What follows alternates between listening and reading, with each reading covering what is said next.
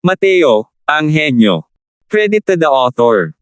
M451 hanggang 60. Ang mga pangalan po na nandito ay galing sa mga name generator. Kung meron man pagkakatulad sa mga pangalan ng tao o lugar at pangyayari, ito ay tunay na hindi sinasadya. Sa isang malawak na kapatagan, may mga figure ng tao na gumagalaw. Narito ang pasulong na posisyon ng Purple Mansion Sect, na dalubhasa sa pagiging responsable sa pag-atake sa Tranquil Cloud Sect at dalawa pang sekta. Si Malik Ma ang commander ng pangkat na ito ng mga martial artist. Isa siyang powerhouse ng first level Soul Sea Realm at isa ring Grand Elder ng Purple Mansion Sect. Sa oras na ito, dumating na ang mga ulat ng tagumpay ng dalawa pang sekta. Tanging ang panig ng Tranquil Cloud Sect ang walang balita. Nakakuyom ng mahigpit ang mga kilay ni Malik sa oras na ito. Malinaw na masama ang kanyang pakiramdam. Mas malakas ang lakas ng dalawa pang sekta kaysa sa Tranquil Cloud Sect. Maayos naman silang lahat. Tanging ang panig ng Tranquil Cloud Sect na may pinakamahinang lakas ang tila may problema. Nagpadala ang Purple Mansion Sect ng 3 commander upang lipulin ang 6 na malalaking sekta at pag-isahin ang Southern Domain sa ilalim ng pamamahala ng Purple Mansion Sect. Ang mga matataas na antas ng 6 na malalaking sekta ay halos kontrolado na. Ang ganap na pag-atake ay hindi nangangailangan ng anumang pagsisikap. Ang 3 commander ay mayroong magkaribal na relasyon at sinasamantala rin ang bawat minuto at segundo upang magsikap na mauna sa pagbagsak ng 3 sekta. Pero sino ang mag-aakala na ang panig niya rito ay sadyang may problema? Hindi naman talaga kayang alagaan ni Orland na Angus na yan ang isang Tranquil Cloud Sect, di ba? Nagngalit ng ngipin si Malik nang may puot. Sa oras na ito, isang disipulo ang pumasok sa tolda at yumuko kay Malik, at pagkatapos ay sinabi niya, pag-uulat kay Grand Elder, dumating ang balita mula sa panig ng Tranquil Cloud Sect. Ang grupo ni Elder Do ay tuluyang nalipol. Muling binuhay ng Tranquil Cloud Sect ang sekta na nagpoprotekta sa malaking hanay at tinakpan ng sekta. Agad na tumayo si Malik. Hinawakan ng kwelyo ng disipulong iyon at sinabi ng may mabangis na tingin. Anong sabi mo? Tuluyan ng nalipol ang hukbo ni Orland. Maaari kayang ang Tranquil Cloud Sect ay mayroon pa ring mga eksperto sa Pixie Transformation o Soul Sea Realm. Si Orland ay isang makapangyarihang nilalang na may 7th level Sea Transformation. Maliban na lang kung ang Tranquil Cloud Sect ay mayroon pa ring 8th level Sea Transformation at mga nilalang na mas mataas pa, paano nila tuluyang nalipol ang hukbo ni Orland? Pero ang masamang lugar na iyon tulad ng Tranquil Cloud Sect ay wala ring gaanong eksperto sa Sea Transformation Realm. Ngayon, halos lahat sila ay nabihag na ng Purple Mansion Sect. Paano pa nagkaroon ng ganito kalakas na kapangyarihan ang sekta sa loob? Nagulat sa takot ang disipulong iyon at napanganga, di hindi rin malinaw ang disipulo. 2 araw na ang nakalipas, dinala ng disipulo ang scout team at pumunta sa Tranquil Cloud Sect para imbestigahan ang balita. Ang resulta ay natuklasan namin na si Elder Do. Lahat sila ay pinugutan ng ulo at pagkatapos ay ibinitin sa labas ng mga gate ng sect. Mahigit 10 elder ng Sea Transformation Realm ang pinugutan ng ulo at ang kanilang mga bangkay ay ipinakita sa publiko. Putok. Isang malakas na pagsabog ang dumaan sa tainga ng disipulong iyon na nagdurog sa isang mesa na bato sa likuran niya. Ano? Ang sinabi mo? Sunod-sunod na sabi ni Malik. Muntik nang maihi ang disipulong iyon at nanginginig na sinabi, G Grand Elder, pigilin mo ang galit mo. Kalmayan mo ang galit mo. Tahimik na sekta ng ulap. Hehe, mahusay. Napakahusay. Pumugot ng ulo bilang babala sa publiko. Ang taba talaga ng mga bituka nila. Biglang tumingin si Malik sa disipulong iyon at nagtanong, ano pa bang balita? Gaya ng sinabi niya, binitawan ni Malik ang kwelyo ng disipulong iyon at itinaboy ito palabas. Dali-daling gumapang ang disipulong iyon at sinabing, nagtayo pa nga ang Tranquil Cloud Sect ng flake na bato sa harap ng mga gate ng sekta. Nakasulat doon. Mga lumalabag sa batas, pumatay ng walang amnestya. Hey, pumatay ng walang amnestya. Gustong makita ng upo ang ito kung paano kayo pumatay gamit ang amnestya. Ipadala na ang mga utos. Ang buong hukbo ay dapat nang humiwalay sa kampo at tumungo sa Tranquil Cloud Sect. Malamig na sabi ni Malik. Parang nakawala sa matinding pressure ang disipulo at dali-daling umalis. Sa harap ng mga tarangkahan sa bundok ng Tranquil Cloud Sect, malungkot na tiningnan ni Malik ang mga ulo ni na Orland at ng iba pa, pati na rin ang flake na bato na nakasulat gamit ang brush pen at pulang tinta. Halina kayo, mga kasama. Kunin ninyo ang kanilang mga ulo. Utos ni Malik. Isang maliit na grupo ang mabilis na tumakbo palabas, gustong bawiin ang ulo ni Orland. Ngunit, nang kaitiwid pa lamang nila sa flake na bato, ilang guhit ng maputlang dilaw na umaagos na liwanag ang biglang sumayaw. Ah! Arg! Sabay-sabay na umalangaw-ngaw ang mga kaawa-awang sigaw. Ang mga agos ng liwanag na ito ay lubhang kakilakilabot, sadyang kinukuha ang buhay ng maliit na pangkat ng mga martial artist. Sa isang kisap mata, tuluyang nalipol ang maliit na pangkat. Walang kapantay ang kalungkutan ng mukha ni Malik. Alam niyang ito ang sekta na nagpoprotekta sa Grand Array ng Tranquil Cloud Sect na na-activate. Dahil sa kapangyarihan ng sect na nagpoprotekta sa Grand Array, napakadali lang patayin ang mga martial artist na ito. Pero may bahagyang kutob si Malik na ang kapangyarihan ng malaking hanay na ito ay tila pambihira. Marlon Zhu, magsama ka ng ilang tao para subukan ang kapangyarihan ng malaking hanay na iyan. Tandaan, mag-ingat na huwag tumawid sa flake na bato. Damhin mo lang kung sapat na ang kapangyarihan nito, paalala sa kanya ni Malik. Si Marlon ay isang general sa ilalim niya, isang makapangyarihang hukbo sa Pixie Transformation Realm. Ang pagpapadala sa kanya upang siyasatin ang kapangyarihan ng malaking hanay ay perpekto. Kung mayroon pa ring mga eksperto sa si Transformation Realm ang Tranquil Cloud Sect, kahit kaunti lang, mapapanatili pa rin nila ang kanilang Grand Array sa antas ng Pixie Transformation Realm. Ang pagdaragdag ni Marlon ng ilan pang martial artists sa si Transformation Realm ay sapat na upang yanijin ang Grand Array. Sinunod ni Marlon ang mga utos at nagmarcha palabas, kasama ang ilang eksperto sa si Transformation Realm sa harap ng malaking hanay. Lahat kayo, huwag kayong magpigil. Isagawa ninyo ang inyong pinakamalakas na atake. Magtutulungan tayo upang basagin ang malaking hanay na ito. Sabi ni Marlon. Oo. Sabay-sabay na sumigaw ang lahat at nagsimulang mag-ipon ng enerhiya ng langit at lupa ng buong lakas. Sa isang iglap, isang nakakatakot na aura ang gumapang sa hangin. Ang atake ng isang martial artist ng Pixie Transformation Realm ay napakalakas na, lalo na ang maraming late-stage si Transformation Realm martial artist. Ang lakas ng pinagsamang atake ng mga taong ito ay sadyang hindi kayang tiisin ng isang karaniwang martial artist. Makinig kayong lahat sa utos ko. Ito ng mga atake sa isang punto ng engranding hanay. Sige. Sigaw ni Marlon. Para lamang makita na sa ilalim ng kanyang pamumuno, 7 hanggang 8 napakalakas na atake ang dumagundong patungo sa malaking hanay. Malinaw na hindi gaanong malinaw ang koordinasyon ng mga taong ito. Hindi naman talaga mali ang lugar na kanilang inatake, at mahusay din nilang naunawaan ang tiyempo. Halos sabay-sabay silang dumating. Damugong.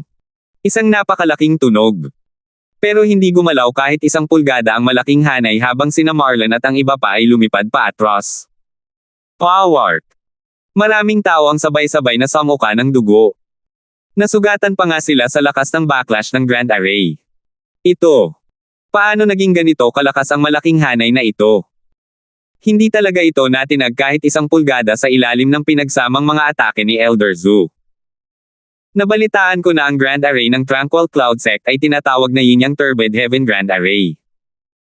Pero ang set ng array formation na ito ay isa lamang low-rank tier 4 na array formation.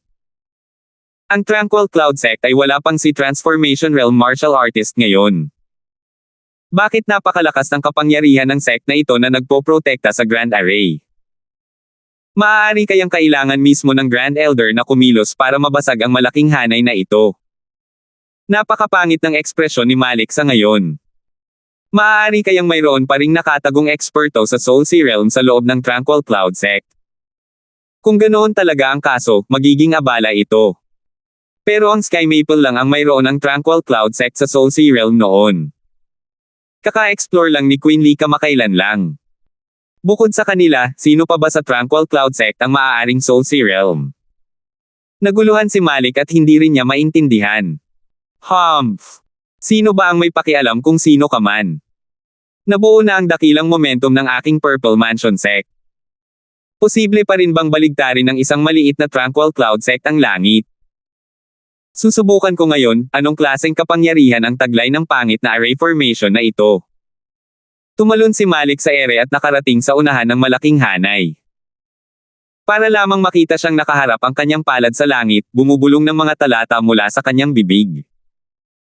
Agad na nagtagpo sa kanya ang nakapangilabot na enerhiya ng asensya. Ito ang kahangahangang aspeto ng mga martial artist ng Soul Sea Realm. Ang pagmamaniobra sa enerhiya ng langit at lupa gamit ang kapangyarihan ng banal na kaluluwa na nakikipagtulungan sa enerhiya ng dagat ay sadyang napakadali. Extreme Essence 7 Axis Palm. Magpahinga ka. Nakapag-ipon si Malik ng 80% na enerhiya ng asensya sa isang hininga. Isang napakalakas na atake ang lumipad patungo sa malaking hanay. 452. Napakalakas ng Grand Elder. Kung ako ang makakatanggap ng galaw na ito, kahit 100, 1,000 sa akin ay mamamatay din.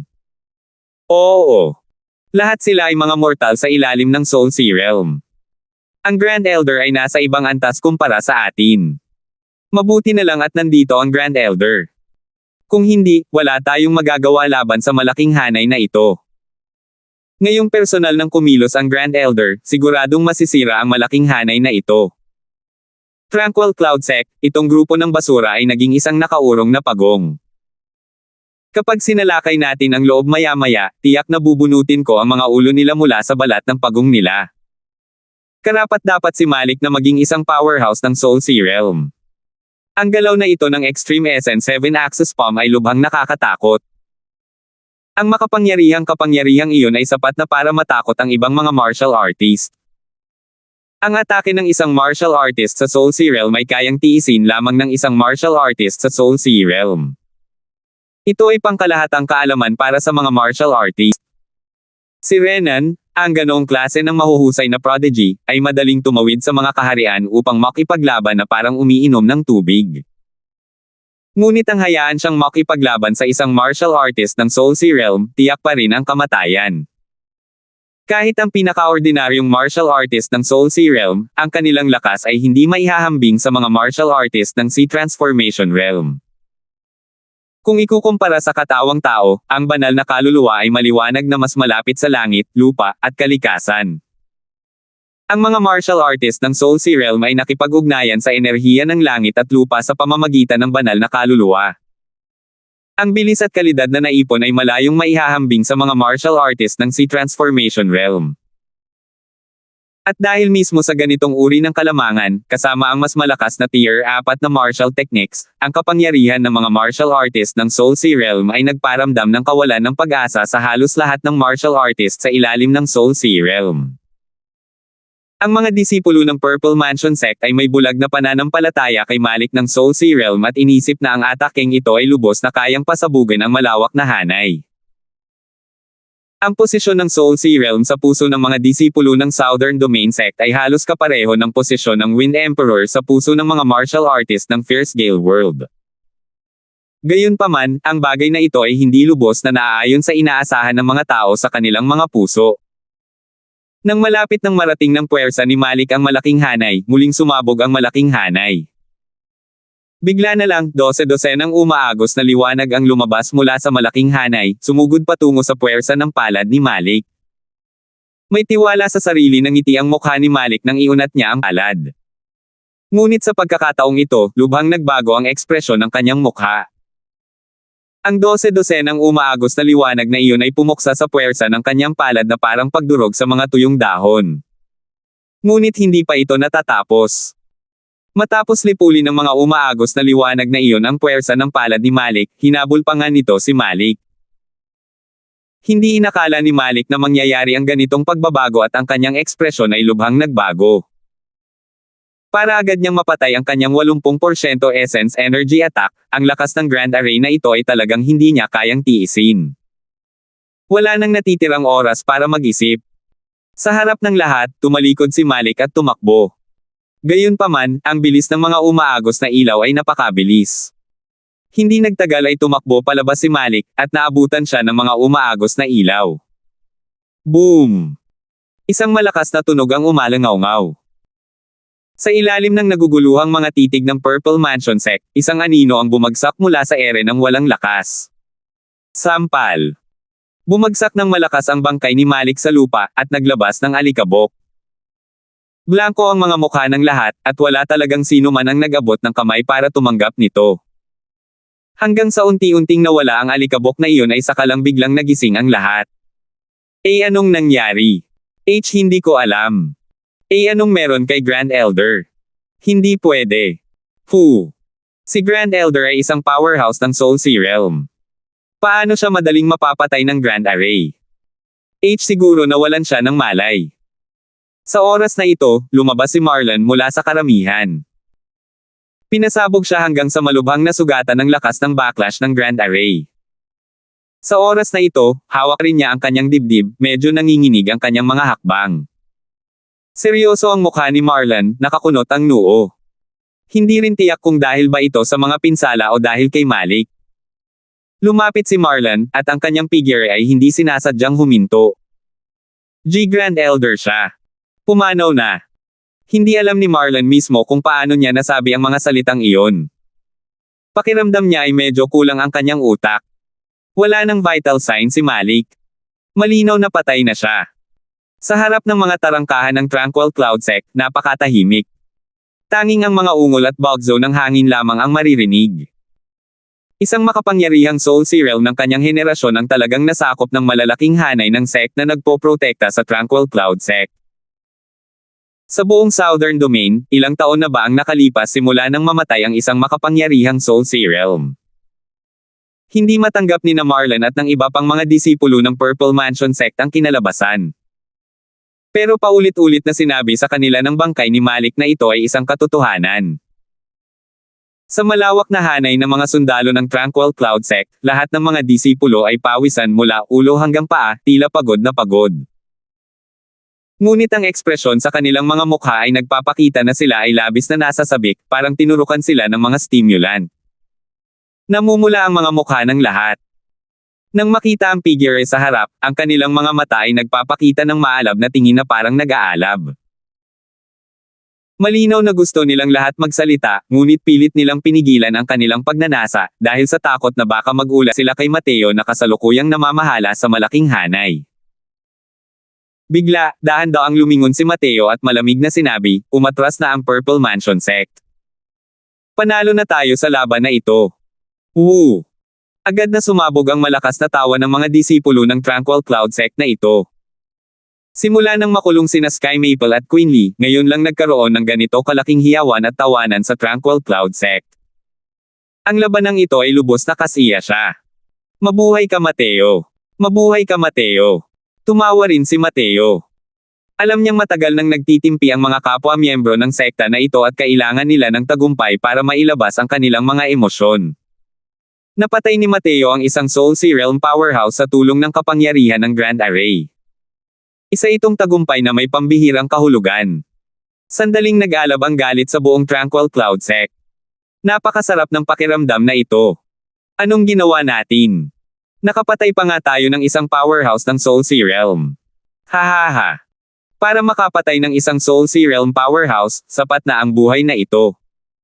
Sa hinaharap kahit mamatay pa para sa sekta, mamamatay din ako ng walang pagsisisi. Hoy! Alam mo ba? Isang Soul Sea Realm powerhouse yan. Soul Sea Realm powerhouse. Nakapatay pa nga ako ng Soul Sea Realm. Hahaha. Haha. Sa susunod, sasabihin ko sa anak ko na minsan nang napatay ng matandang lalaki niya ang isang makapangyarihang nilalang sa Soul Sea Realm. Nakakatuwa naman. Akala ko pa nga ang pag-activate ni Mateo sa Sect Protecting Grand Array ay para lang magkukumpulan na parang pagong at magdepensa. Sino ang mag-aakala na siya pala ang aatake? Isang atake lang at napatay niya ang isang Soul Sea Realm powerhouse. Ang mga disipulong ito ng Tranquil Cloud Sect ay tila nasa isang estado ng kabaliwan, inilalabas ang kanilang mga emosyon hanggat maaari. Nitong ilang araw, sumailalim si Mateo sa isang kumpletong remake ng Yin Yang Turbid Heaven Grand Array. Hindi lamang niya naibalik ang nawawalang bahagi ng Grand Array, kundi pinagdugtong pa niya ang ilang daang miniature array formation sa sentral ng Grand Array. Ang daan-daang maliliit na pormasayo ng hanay na ito ay pinamumunuan ng ilang daang disipulo ng Tranquil Cloud Sect. Kayang ilabas ni Mateo ang enerhiya ng ilang daang tao sa pamamagitan ng pivot ng hanay, at magbigay ng tuloy-tuloy na suporta para sa Yin-Yang Turbid Heaven Grand Array. Sa isang galaw lang ng isang Soul Sea Realm ay kayang patayin agad ang ilang daang disipulo ng Tranquil Cloud Sect. Ngunit ang enerhiya ng asensya na inilabas ng mga disipulong ito sa pamamagitan ng Grand Array ay maaaring bumuo ng isang nakakatakot na atake na maaaring direktang pumatay sa mga martial artist ng Soul Sea Realm. Kahit na ito ang kabayanihang nagawa ng lahat ng sama-samang pagsisikap, ang ilang daang disipulo ng Tranquil Cloud Sect ay lubos na naapektuhan na parang naranasan nila ito mismo. Pagpatay ng isang makapangyarihang nilalang sa Soul Sea Realm. Ito ay isang bagay na hindi nila naisip noong nakaraan.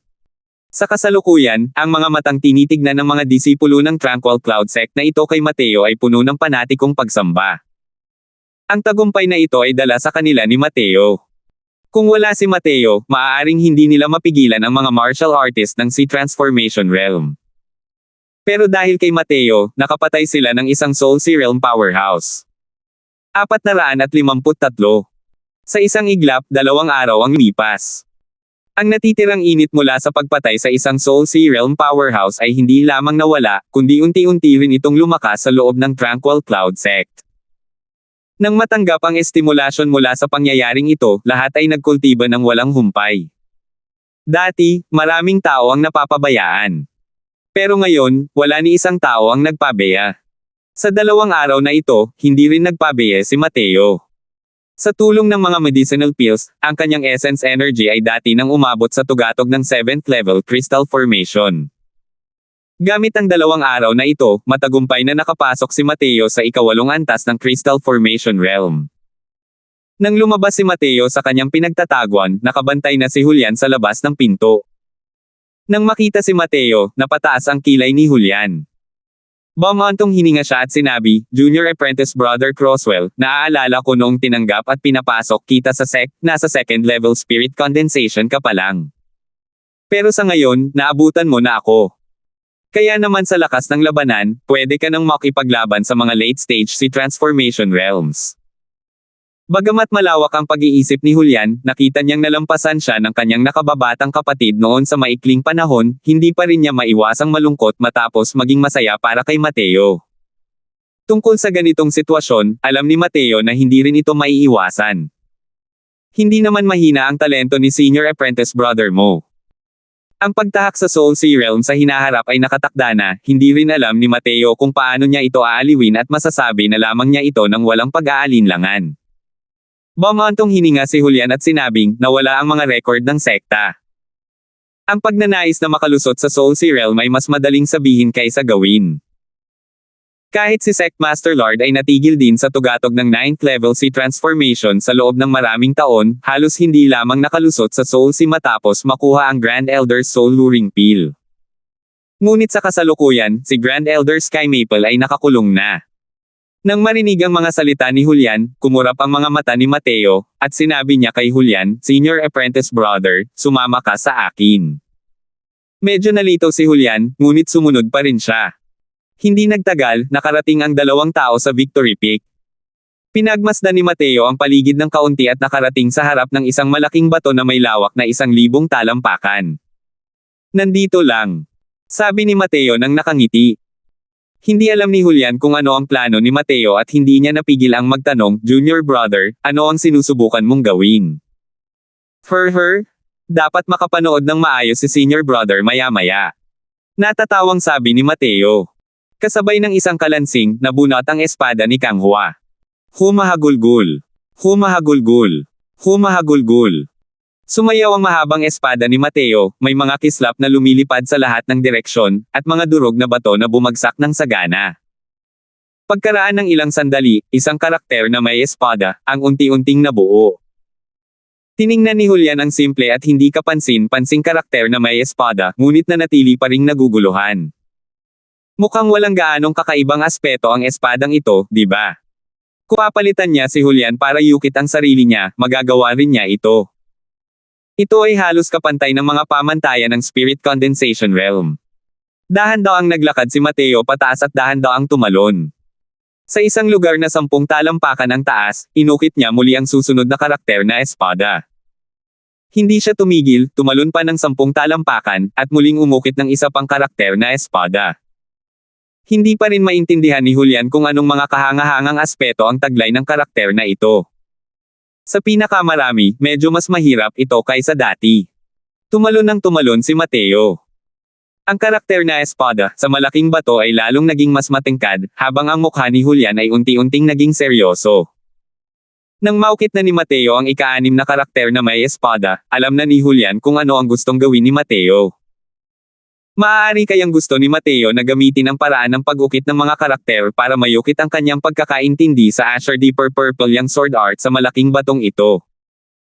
Dahil sa naisip niya hanggang dito, hindi na ito tinangkang baliwalain ni Julian, idinikit niya ang kanyang mga mata sa espadang hawak ni Mateo. Bagamat sumugod palabas ng Nine Heavens Road si Julian, ang kanyang pag-unawa sa Azure Deeper Purple yang sword art ay hindi maituturing na masyadong malalim. Mas mababa pa nga ito kaysa kay Tobian sa ilang antas. Sa ganitong pagkakataon na makita at tularan, paano niya ito hahayaang makaligtaan? Ang karakter na espada sa malaking bato ay lalong naging malalim at malalim. Pakiramdam ni Julian ay hindi na niya kayang sabayan pa. Ginagamit ni Mateo ang Azure Deeper Purple yang sword art para yukit ang mga karakter. Lubos na naunawaan ni Julian ang konsepto sa loob ng mga karakter. Ngunit bigla niyang natuklasan na sa dati niyang pagkaunawa sa layuning mag-sword, maraming aspeto ang mali pala. Nang maukit na ni Mateo ang ika-21 karakter na may hawak na espada, parang sumabog ang ulo ni Julian, at pakiramdam niya ay bigla niya itong nakita sa ibang paraan. Nagsimulang magukit si Mateo mula sa sword intent ng Spirit Condensation Realm. Nang umabot ito sa ika-21 na salita, ito na ang 3rd level si Transformation Sword Intent. At ang kasalukuyang pag-unawa ni Julian sa layuning mag-espada ay matagal nang nakabaon dito. Nang matapos ang huling hampas ng ika-21 karakter na espada ni Mateo, naramdaman ni Julian na lumino ang kanyang isipan, ang kanyang dibdib ay walang kapantay na malaya mula sa mga pagpipigil. Ang makapal na hamog na matagal na nakapulupot doon ay parang napawi at nakita ang araw.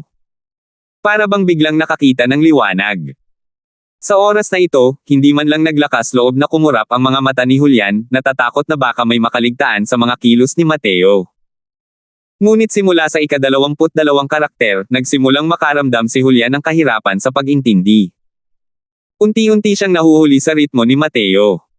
Nang may sulat ni Mateo ang ika-24 na karakter, hindi pa rin matukoy ni Julian ang kabuuan nito. Ang tanging naramdaman niya lang ay ang bawat karakter sa espada, ay may sword chi na magkakapatong-patong, na nagbibigay sa mga tao ng isang napakatalas na pakiramdam. Nang maukit na ni Mateo ang ika-28 karakter, biglang samuka ng dugo si Julian kasabay ng pagbuga. Ito ay isang layuning gumamit ng espada na pagmamayari ng Soul Sea Realm. Lumampas na ito ng lubusan sa limitasyon ni Julian. Dahil patuloy na pinapataas ni Julian ang sword intent ni Mateo, ang sword intent ni Soul Sea Realm ay hindi na niya kayang iisin. Sa pagkakataong ito, medyo atubili na inilayo ni Julian ang kanyang mga mata. Hindi siya nang ahas na tumingin. Kung magpapatuloy siya sa pagtingin, mamamatay siya sa layuning mag-espada ni Mateo. Ang kasalukuyang kaharian ni Mateo ay halos kapareho na ng sa kanya. Kung talagang aatakihin siya ni Mateo, hindi na niya kakailang ganing bunutin ang kanyang espada. Ito ang pagkakaiba sa pagitan nila ni Mateo. Gayunpaman, walang dod ang napakalaki ng mga natamo ni Julian ngayon. Clank! Nang matapos mayukit ang ika-45 na karakter na espada, lumutang pababa si Mateo, lumapag sa harap ni Julian. Tumingin si Julian kay Mateo at hindi napigil ang bumaantong hininga habang sinasabi, hindi ko akalain na ang layunin ni Junior Apprentice Brother Crosswell na mag-espada ay umabot na sa ganito kat hindi ang kakilakilabot na antas. Patungo kay Mateo, nakaramdam si Julian ng paghanga mula sa puso. Alam niyang sila ni Mateo ay mga taong galing sa magkaibang mundo. Wala talagang kahulugan ang pagkukumpara. Sa ganitong pag-iisip, naging bukas ang isipan ni Julian. Nakangiting sabi ni Mateo, kalawang antas na crystal formation pa lang ang lakas ko sa kasalukuyan. Ang sword intent pagkatapos ng crystal formation realm ay hindi kayang umabot sa katumbas na antas. Pero sa maikling panahon, sapat na ito para maunawaan ng mga kapwa ko apprentice ang konsepto. Sa totoo lang, malayong-malayo rito ang pagkakaintindi ni Mateo sa layuning gumamit ng espada. Pero sa mga karakter na espada na ito, ginamit lang niya ang Asher Deeper Purple yang sword art para yukit ang mga ito. Kung gagamitin ni Mateo ang Asher Deeper Floating Zero Sword Intent para magukit, malamang na hindi ito maiintindihan ni Julian kahit sa antas ng Spirit Condensation Realm. Ang konsepto ng pinakamataas na tunay na layunin ay hindi talaga kayang intindihin ng mga martial artist ng lower realm. Hindi maiwasang tumingin muli sa 45 karakter na may espada, ngunit nakita niya na ang bawat karakter ay may kakaibang katangian. Masasabing bawat isa ay may kahusayan sa panitikan. Alam ni Julian na ito ay sanhi ng konseptong nakapaloob sa bawat karakter na magkakaiba. Tila malayo pa ang nalalakbay niya sa pag-unawa sa tunay na layunin. Kung tama ang aking mga haka-haka, malamang ay may 2 buwan pa bago magdugtong ang daanan ng kaharian. Sa panahong ito, hahayaan mo ang mga senior at junior na pumunta rito upang maunawaan ang layunin ng espada, sabi ni Mateo. 454. Ang pangunahing bulwagan ng Heavenly Sky Sect ay naging pangunahing bulwagan na rin ng Purple Mansion Sect ngayon. Simula nang magkita ang Sect Great Meat ng Southern Domain, sinakop na ng Purple Mansion Sect ang lupain ng ibang tao, at itinuring itong base camp nila. Ngunit sa kasalukuyan, medyo nakakapangilabot ang kapaligiran sa pangunahing bulwagan. Ang pagkamatay ni Grand Elder Malik ay ikinagulat ng lahat sa Purple Mansion Sect, kabilang na si Sect Master Morgan. Si Morgan ay may anyo ng isang lalaking nasa katanghaliang gulang. Bawat kilos ay parang isang Grandmaster.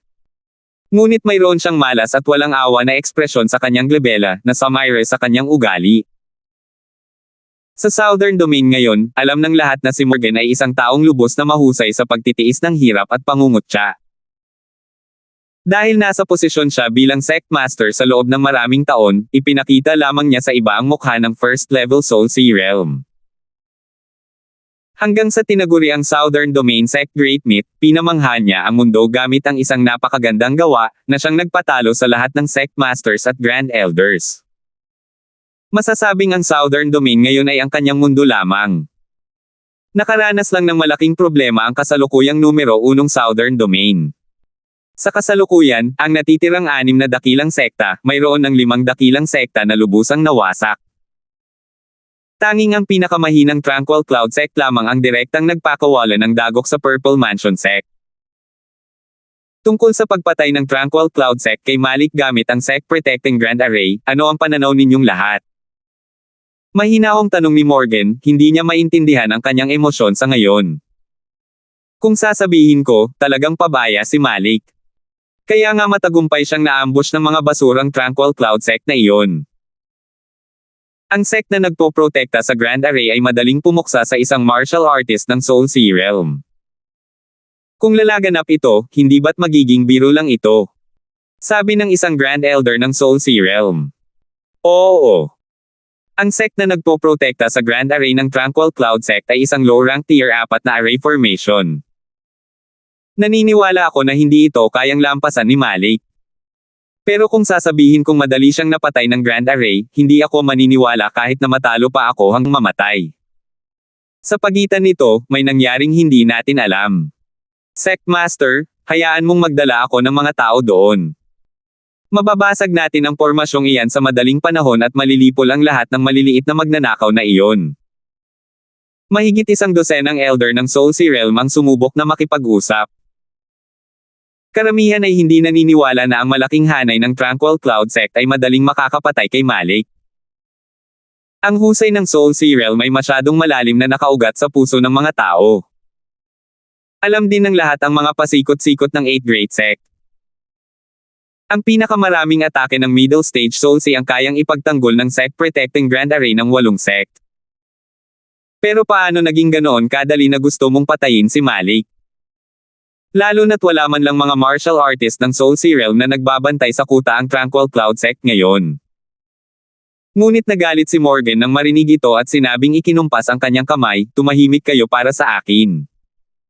Ano ang imposibleng patayin?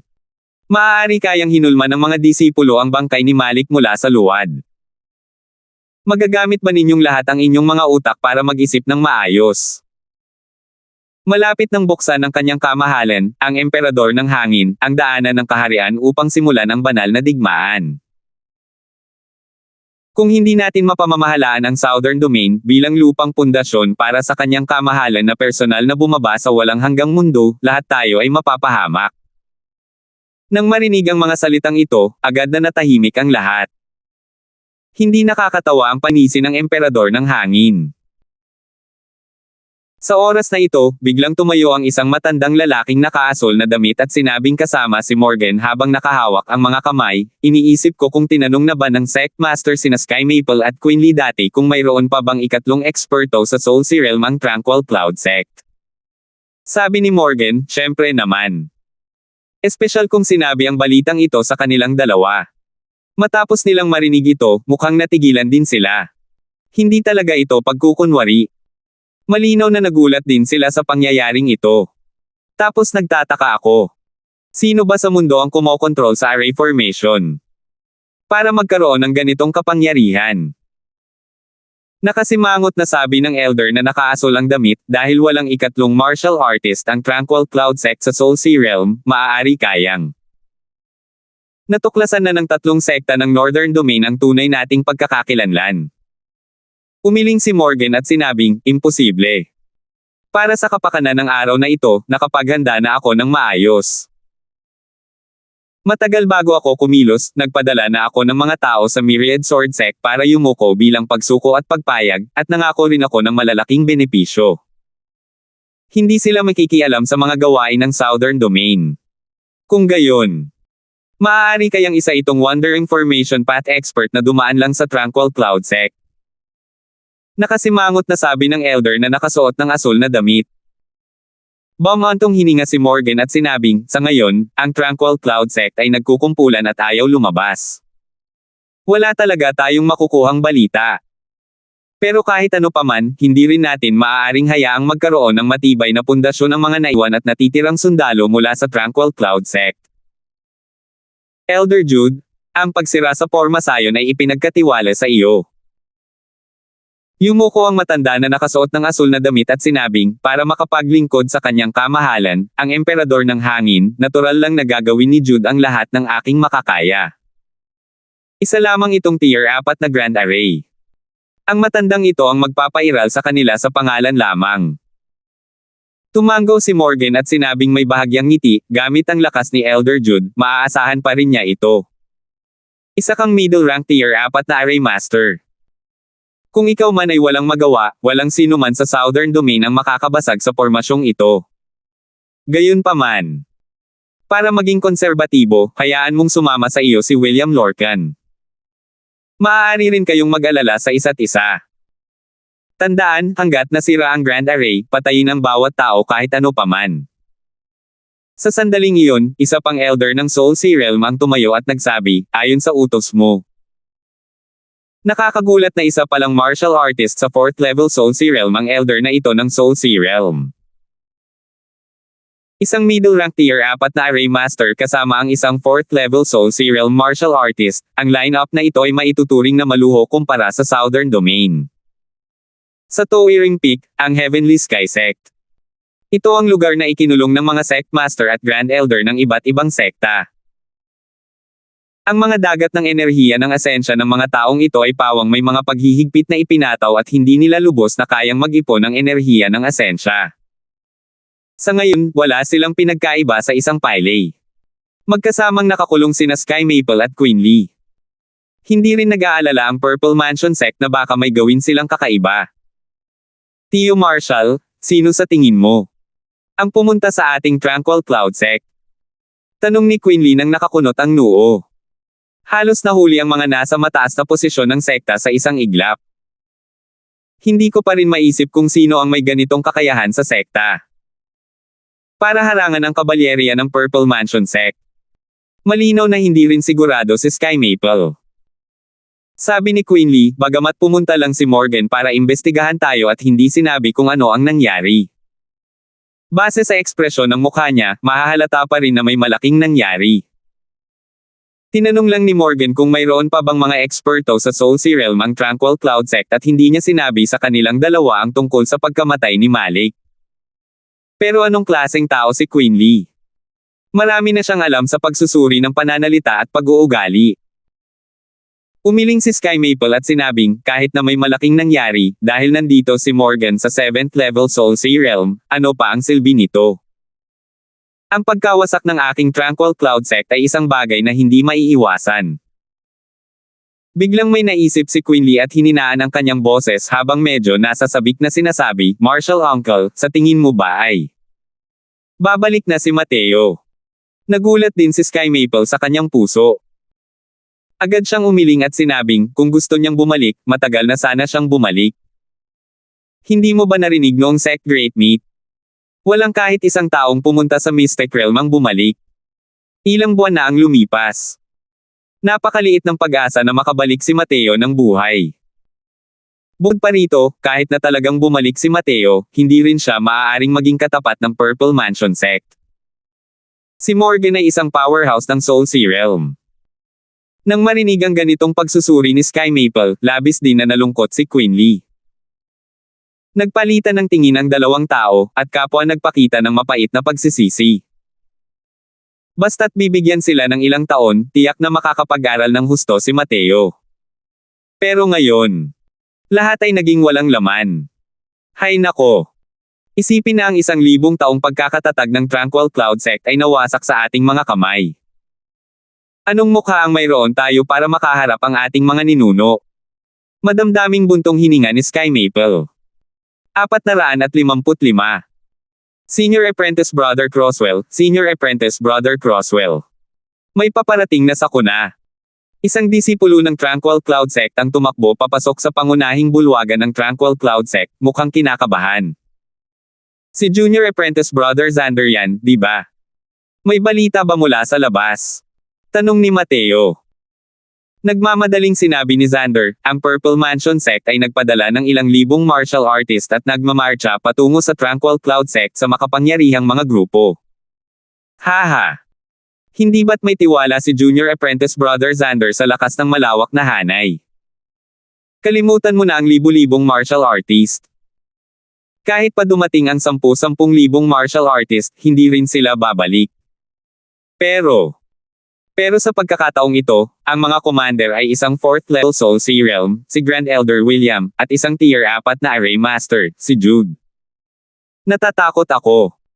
Nang mabalitaan ni Xander ang balitang ito, siya ay labis na natakot hanggang sa nanlambot ang kanyang mga binti.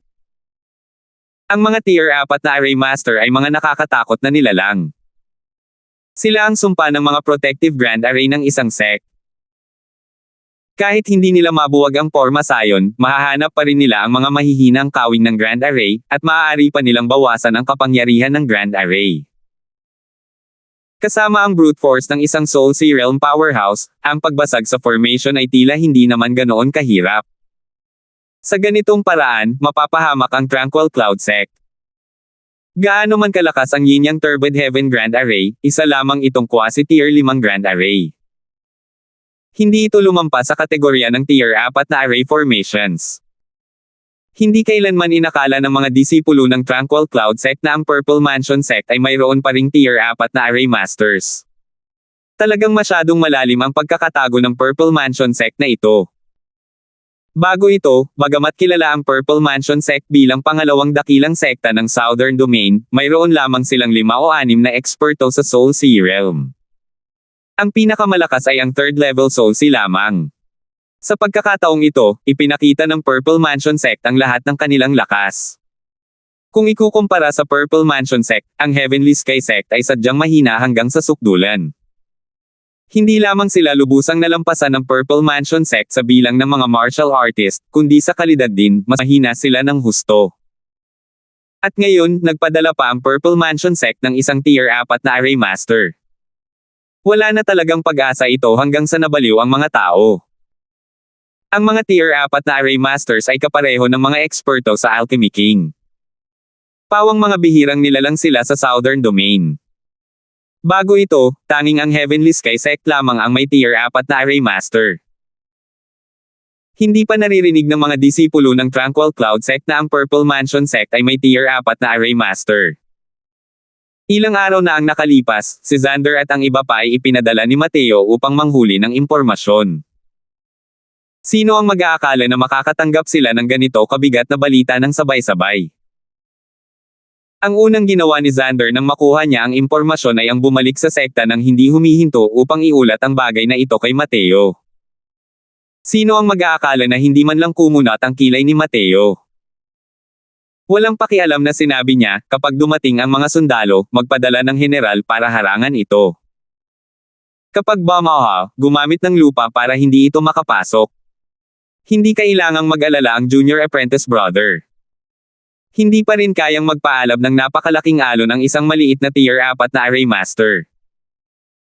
Natigilan si Xander at agad na nasa sabik na nagsabi, hindi rin ba kapantay ng isang Tier 4 na Array Master ang isang Senior Apprentice Brother? Ang galing niyan. Senior Apprentice Brother, kahit ano pa ang gawin mo, sinusuportahan ka naming lahat ng buo. Matapos patayin si Malik, si Mateo ay isa ng nilalang na maituturing na isang Diyos sa paningin ng mga disipulo ng Tranquil Cloud Sect.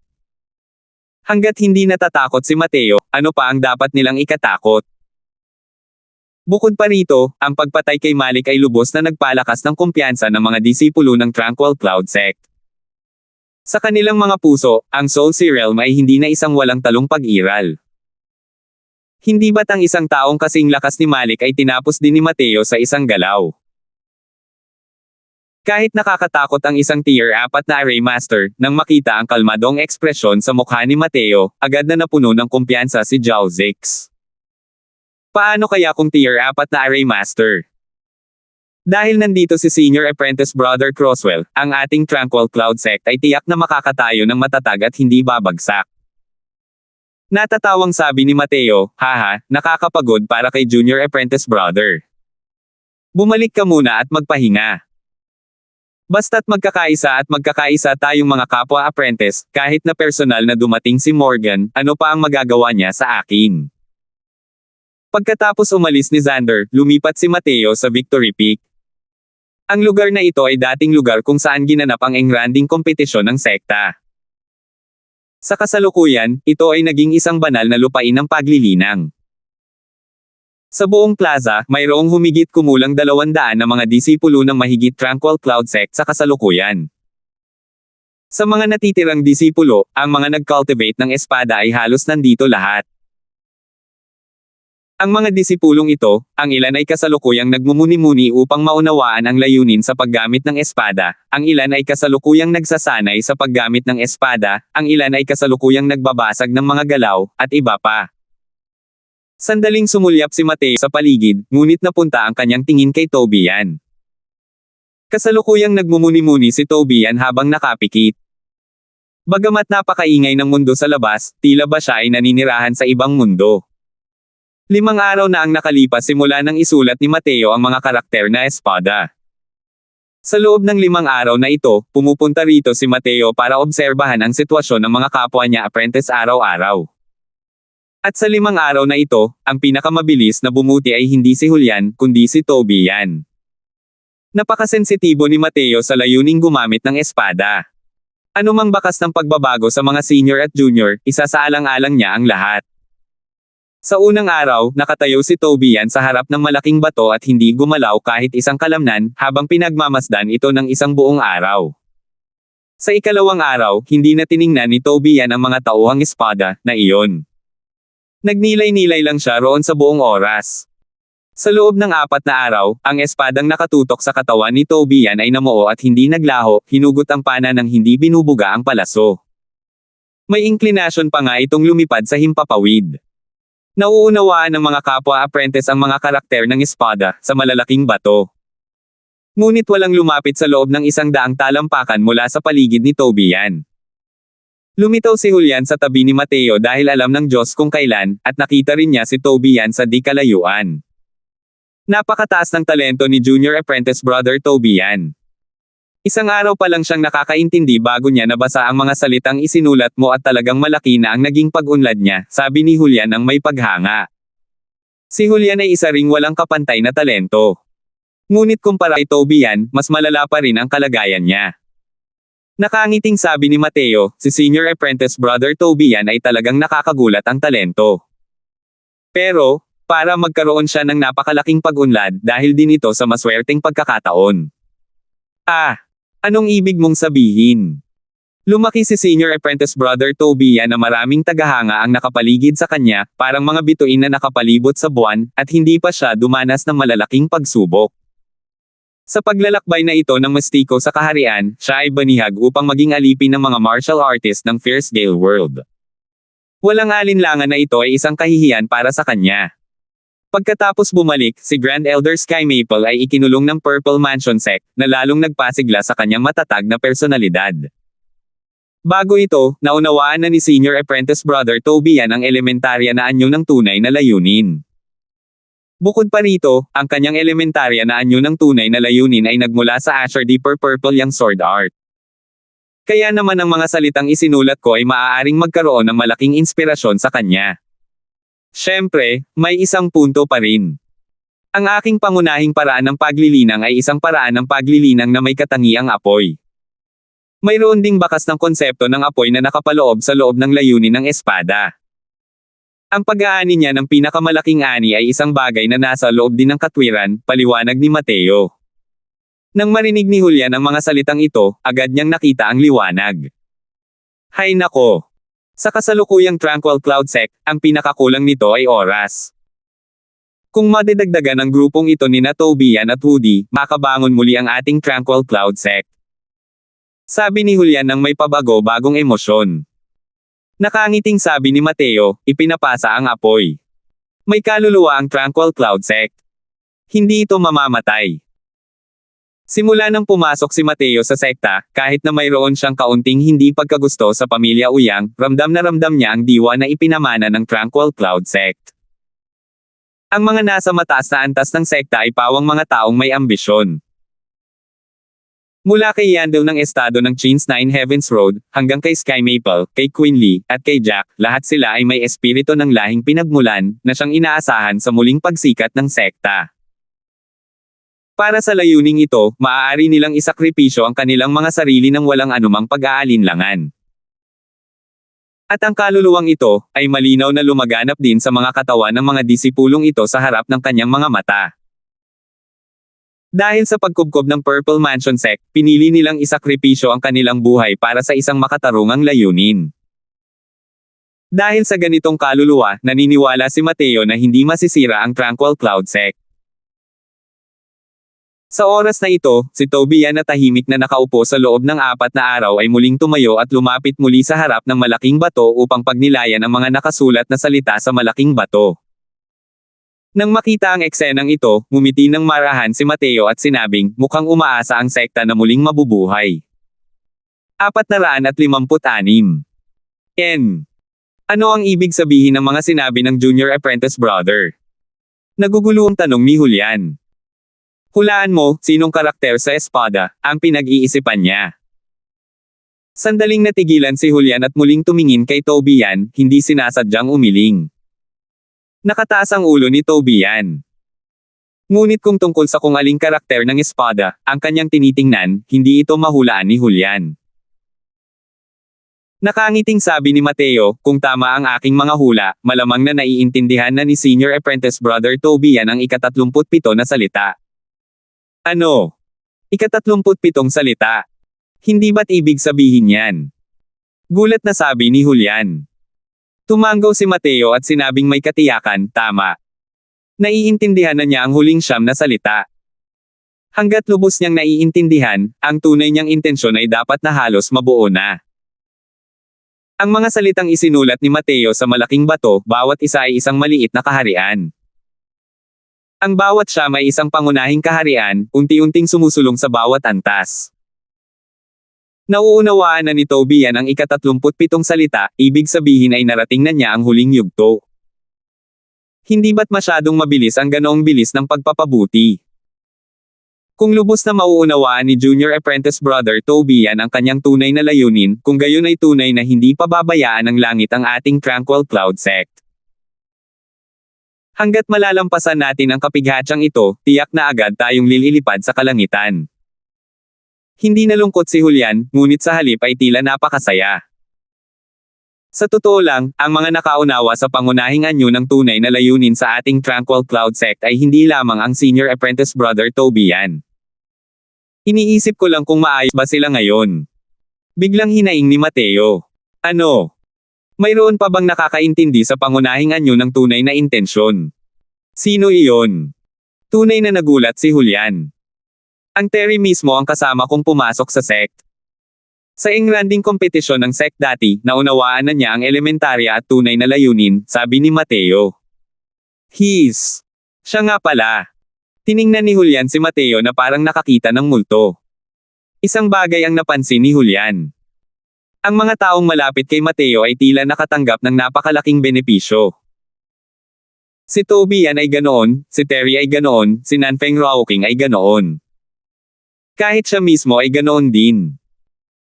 Hindi alam ni Julian na kahit ang mga tagumpay ni Sky Maple at Queen Lee ay may malapit na kaugnayan kay Mateo. Oo. Malamang natuklasan na ng sekta ang kanyang talento. Kaya naman inayos nila ang pag-address niya papunta sa Northern Domain upang mapanatili ang kanilang lakas, sabi ni Mateo. Sa maraming senior at junior na ito, kung sino ang pinaka-nag-aalala kay Mateo, natural lang na ang tiyahin at pamangkin ni Nanfeng, at si Terry. Pero, nagtanong siya tungkol sa kabilang sa mga lihim na pangkat na patungo sa Northern Domain sa pagkakataong ito, naroon silang tatlo. Nakapagpapanatag din ito ng malaki kay Mateo. Kung ganito ang mangyayari, masasabing nagdagdag ng dobleng seguro ang Tranquil Cloud Sect. Kahit na kailangan kong isugol ang buhay na ito, ako, si Julian, ay kailangan ding siguruhin ang kanilang kaligtasan. Matatag na sabi ni Julian. Alam ni Julian na ang pinakamalakas na henyo ng sekta ay hindi si Toby yan, ni si Terry, kundi ang taong ito sa harap niya. Kapag kasama niya si Mateo, hindi lang siya makakatulong, kundi magiging pabigat pa siya. Sa ngayon, si Mateo ang nagpoprotekta sa Tranquil Cloud Sect gamit ang sarili niyang lakas, at hindi siya, si Julian. Kung wala si Mateo, halos tuluyang malilipol ang Tranquil Cloud Sect sa oras na ito, saan nagmula ang muling pagkabuhay. Ang maliit at mahinang Mateo noon ay lumaki na at naging isang matayog na agos ng puno, na siyang nagpoprotekta sa sekta mula sa hangin at ulan. Pagkalipas ng ilang araw, isang sigaw na parang kulog ang umalingaw-ngaw sa buong sekta. Mga basura ng Tranquil Cloud Sect, makinig kayo. Bigyan niyo kayong lahat ng 2 araw para sumuko. Kung hindi, kapag nasira na ang Pormasayon, wala nang matitira. Matagal nang nasa posisyon ang mga disipulo ng Tranquil Cloud Sect sa gitna ng Grand Array. Malinaw nilang nararamdaman ang 2 napakalakas na aura sa labas ng Grand Array. Napakalinaw, ang 2 taong ito ang mga makapangyarihang tao sa Soul Sea Realm, sina William at Jude. Maraming disipulo ng Tranquil Cloud Sect ang nagpakita ng kinakabahang ekspresyon sa kanilang mga mukha. Kahit na sapat na ang kanilang kumpiyansa kay Mateo, na nakaharap sa mga makapangyarihang middle stage Soul Sea Realm, hindi pa rin nila maiwasang makaramdam ng takot. Martial artist ng Soul Sea Realm. Napakalaki ng pagkakaiba ng bawat minor realm. Ang lakas ng middle stage Soul Sea Realm ay hindi kayang ikumpara kay Malik. Gusto mong sumama, sumama ka. Ang daming kalokohan. Kung may kakayahan ka, basagin mo muna itong malaking hanay bago ka magsalita. Kumalat din ang boses ni Mateo sa buong malaking hanay. Kumunat ang noo ni William at sinabing, "Humph. Gusto kong makita kung ang malaking hukbo mo ay talagang kasing lakas ng nababalita." Dahil ang pagkabigo ni Malik ay nagsisilbing babala, hindi nang ahas si William na maging pabaya. Diretso niyang inilabas ang kanyang sandata, isang mahabang espada na kulay dugo. May palabas na dapat panoorin ngayon. Ang Blood Drinking Saber ni Grand Elder Lorcan ay isang 128 Restriction Spirit Artifact. Kasama ang kanyang Tier 4 na martial technique, ang Blood Drinking Soul Severing Blade, masasabing hindi ito mapipigilan. Oo. Nabalitaan ko na noong nasa si Transformation Realm pa si Grand Elder Lorcan, minsan siyang umasa sa saber na ito para pumatay ng 5 eksperto sa iisang realm. Ngayong lumipas na ang napakaraming taon, malamang ay naging perpekto na ang martial technique na ito niya, di ba? Tranquil Cloud Sect, itong grupo ng mga Hangul na ito. Ang manggahas na patayin si Grand Elder Maria. Talagang sila ang dahilan ng kanilang sariling kapahamakan. Ang pag-udyok kay Grand Elder Lorcan na lumabas ay ang pinakatangang bagay na nagawa nila. Matagal nang hindi bumabangon si William mula sa kanyang pagre-retiro. Sa mga nakalipas na taon, naging napakasimple rin niya, at tanging sa mga taong may first level Soul Sea Realm cultivation lamang siya lumalabas.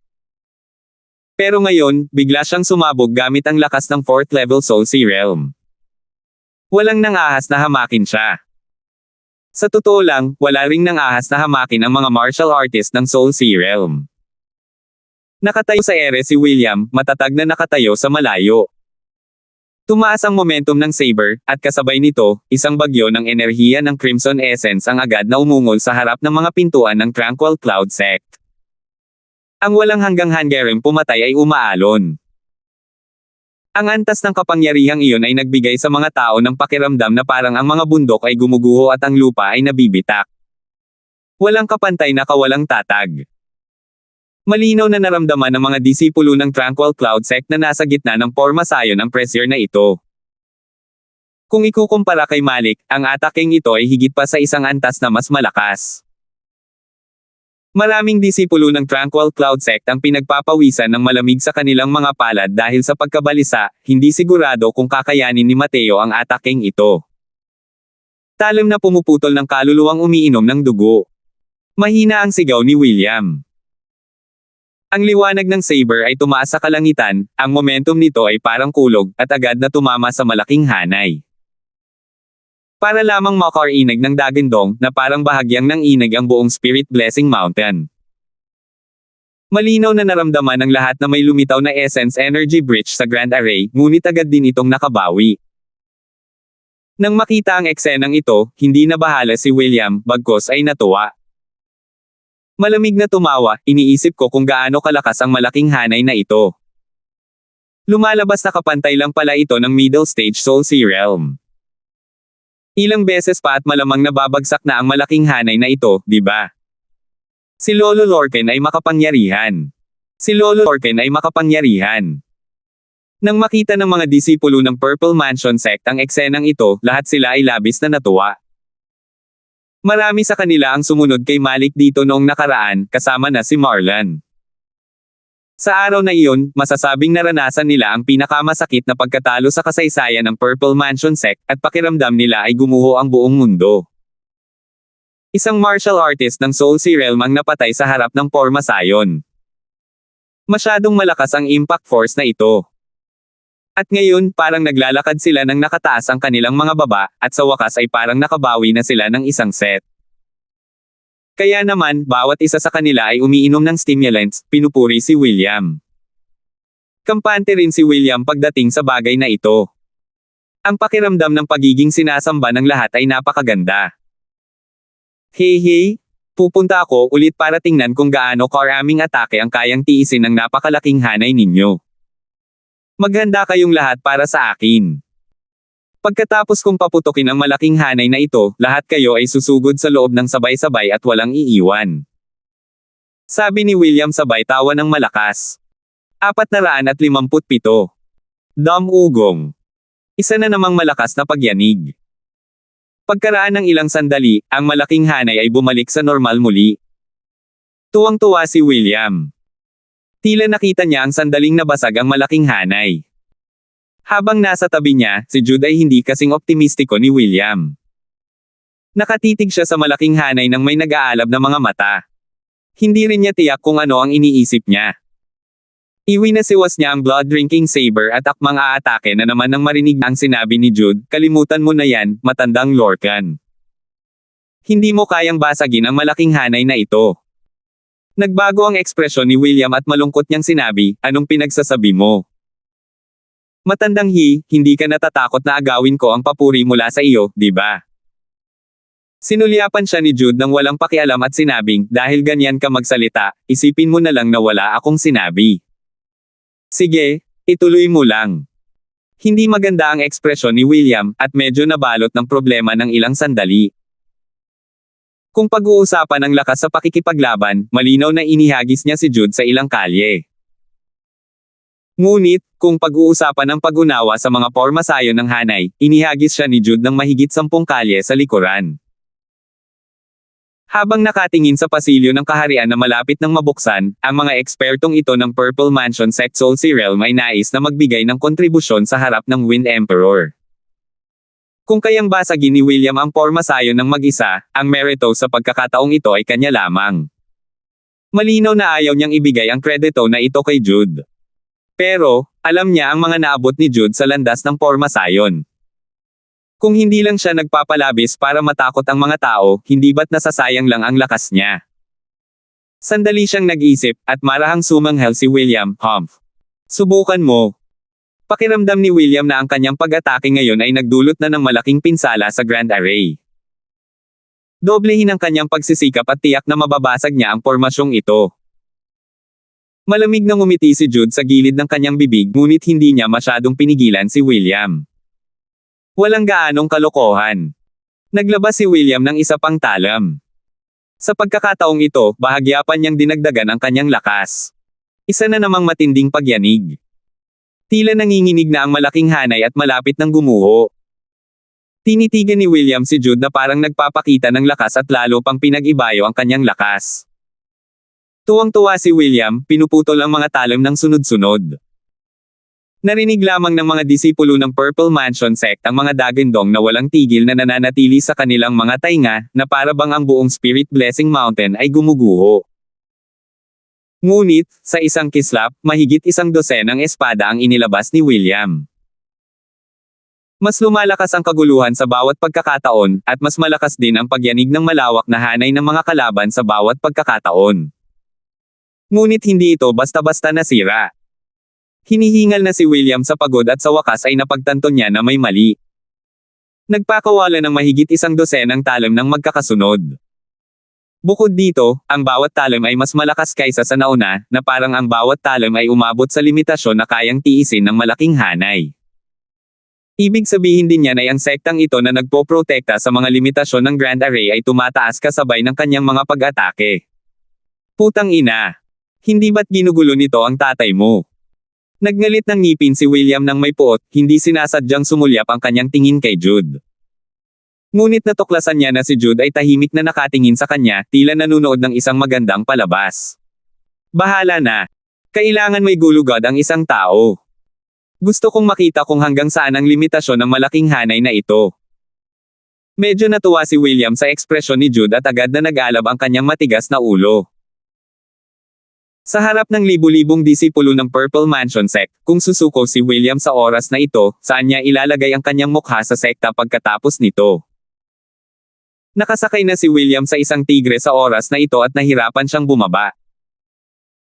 Ang tanging nagawa niya lang ay patigasin ang kanyang anit at magpatuloy sa pag-atake ng mabangis. Wala na siyang pakialam kung iligtas pa niya ang kahit anong trump card sa oras na ito. Nag-ingat siya at ginamit ang lahat ng pinakamalakas niyang atake. Gayunpaman, wala itong anumang gamit. Bukod sa malalakas na pagyanig, ang malaking hanay ay wala pa ring nakitang kahit kaunting bakas ng pinsala. Pagod na si William hanggang sa muntik na siyang matamba. Kahit isa siyang middle stage Solsi Realm powerhouse, hindi niya kayang tumagal ng matagal dahil sa tindi ng mga atakeng iyon. Ito. Ano ba itong malaking hanay na ito? Bakit ang lakas nito? Kanina nang makita ko ang mga atake ni Elder Lorcan, akala ko pa nga ay wala nang iba pa ang malaking hanay na ito.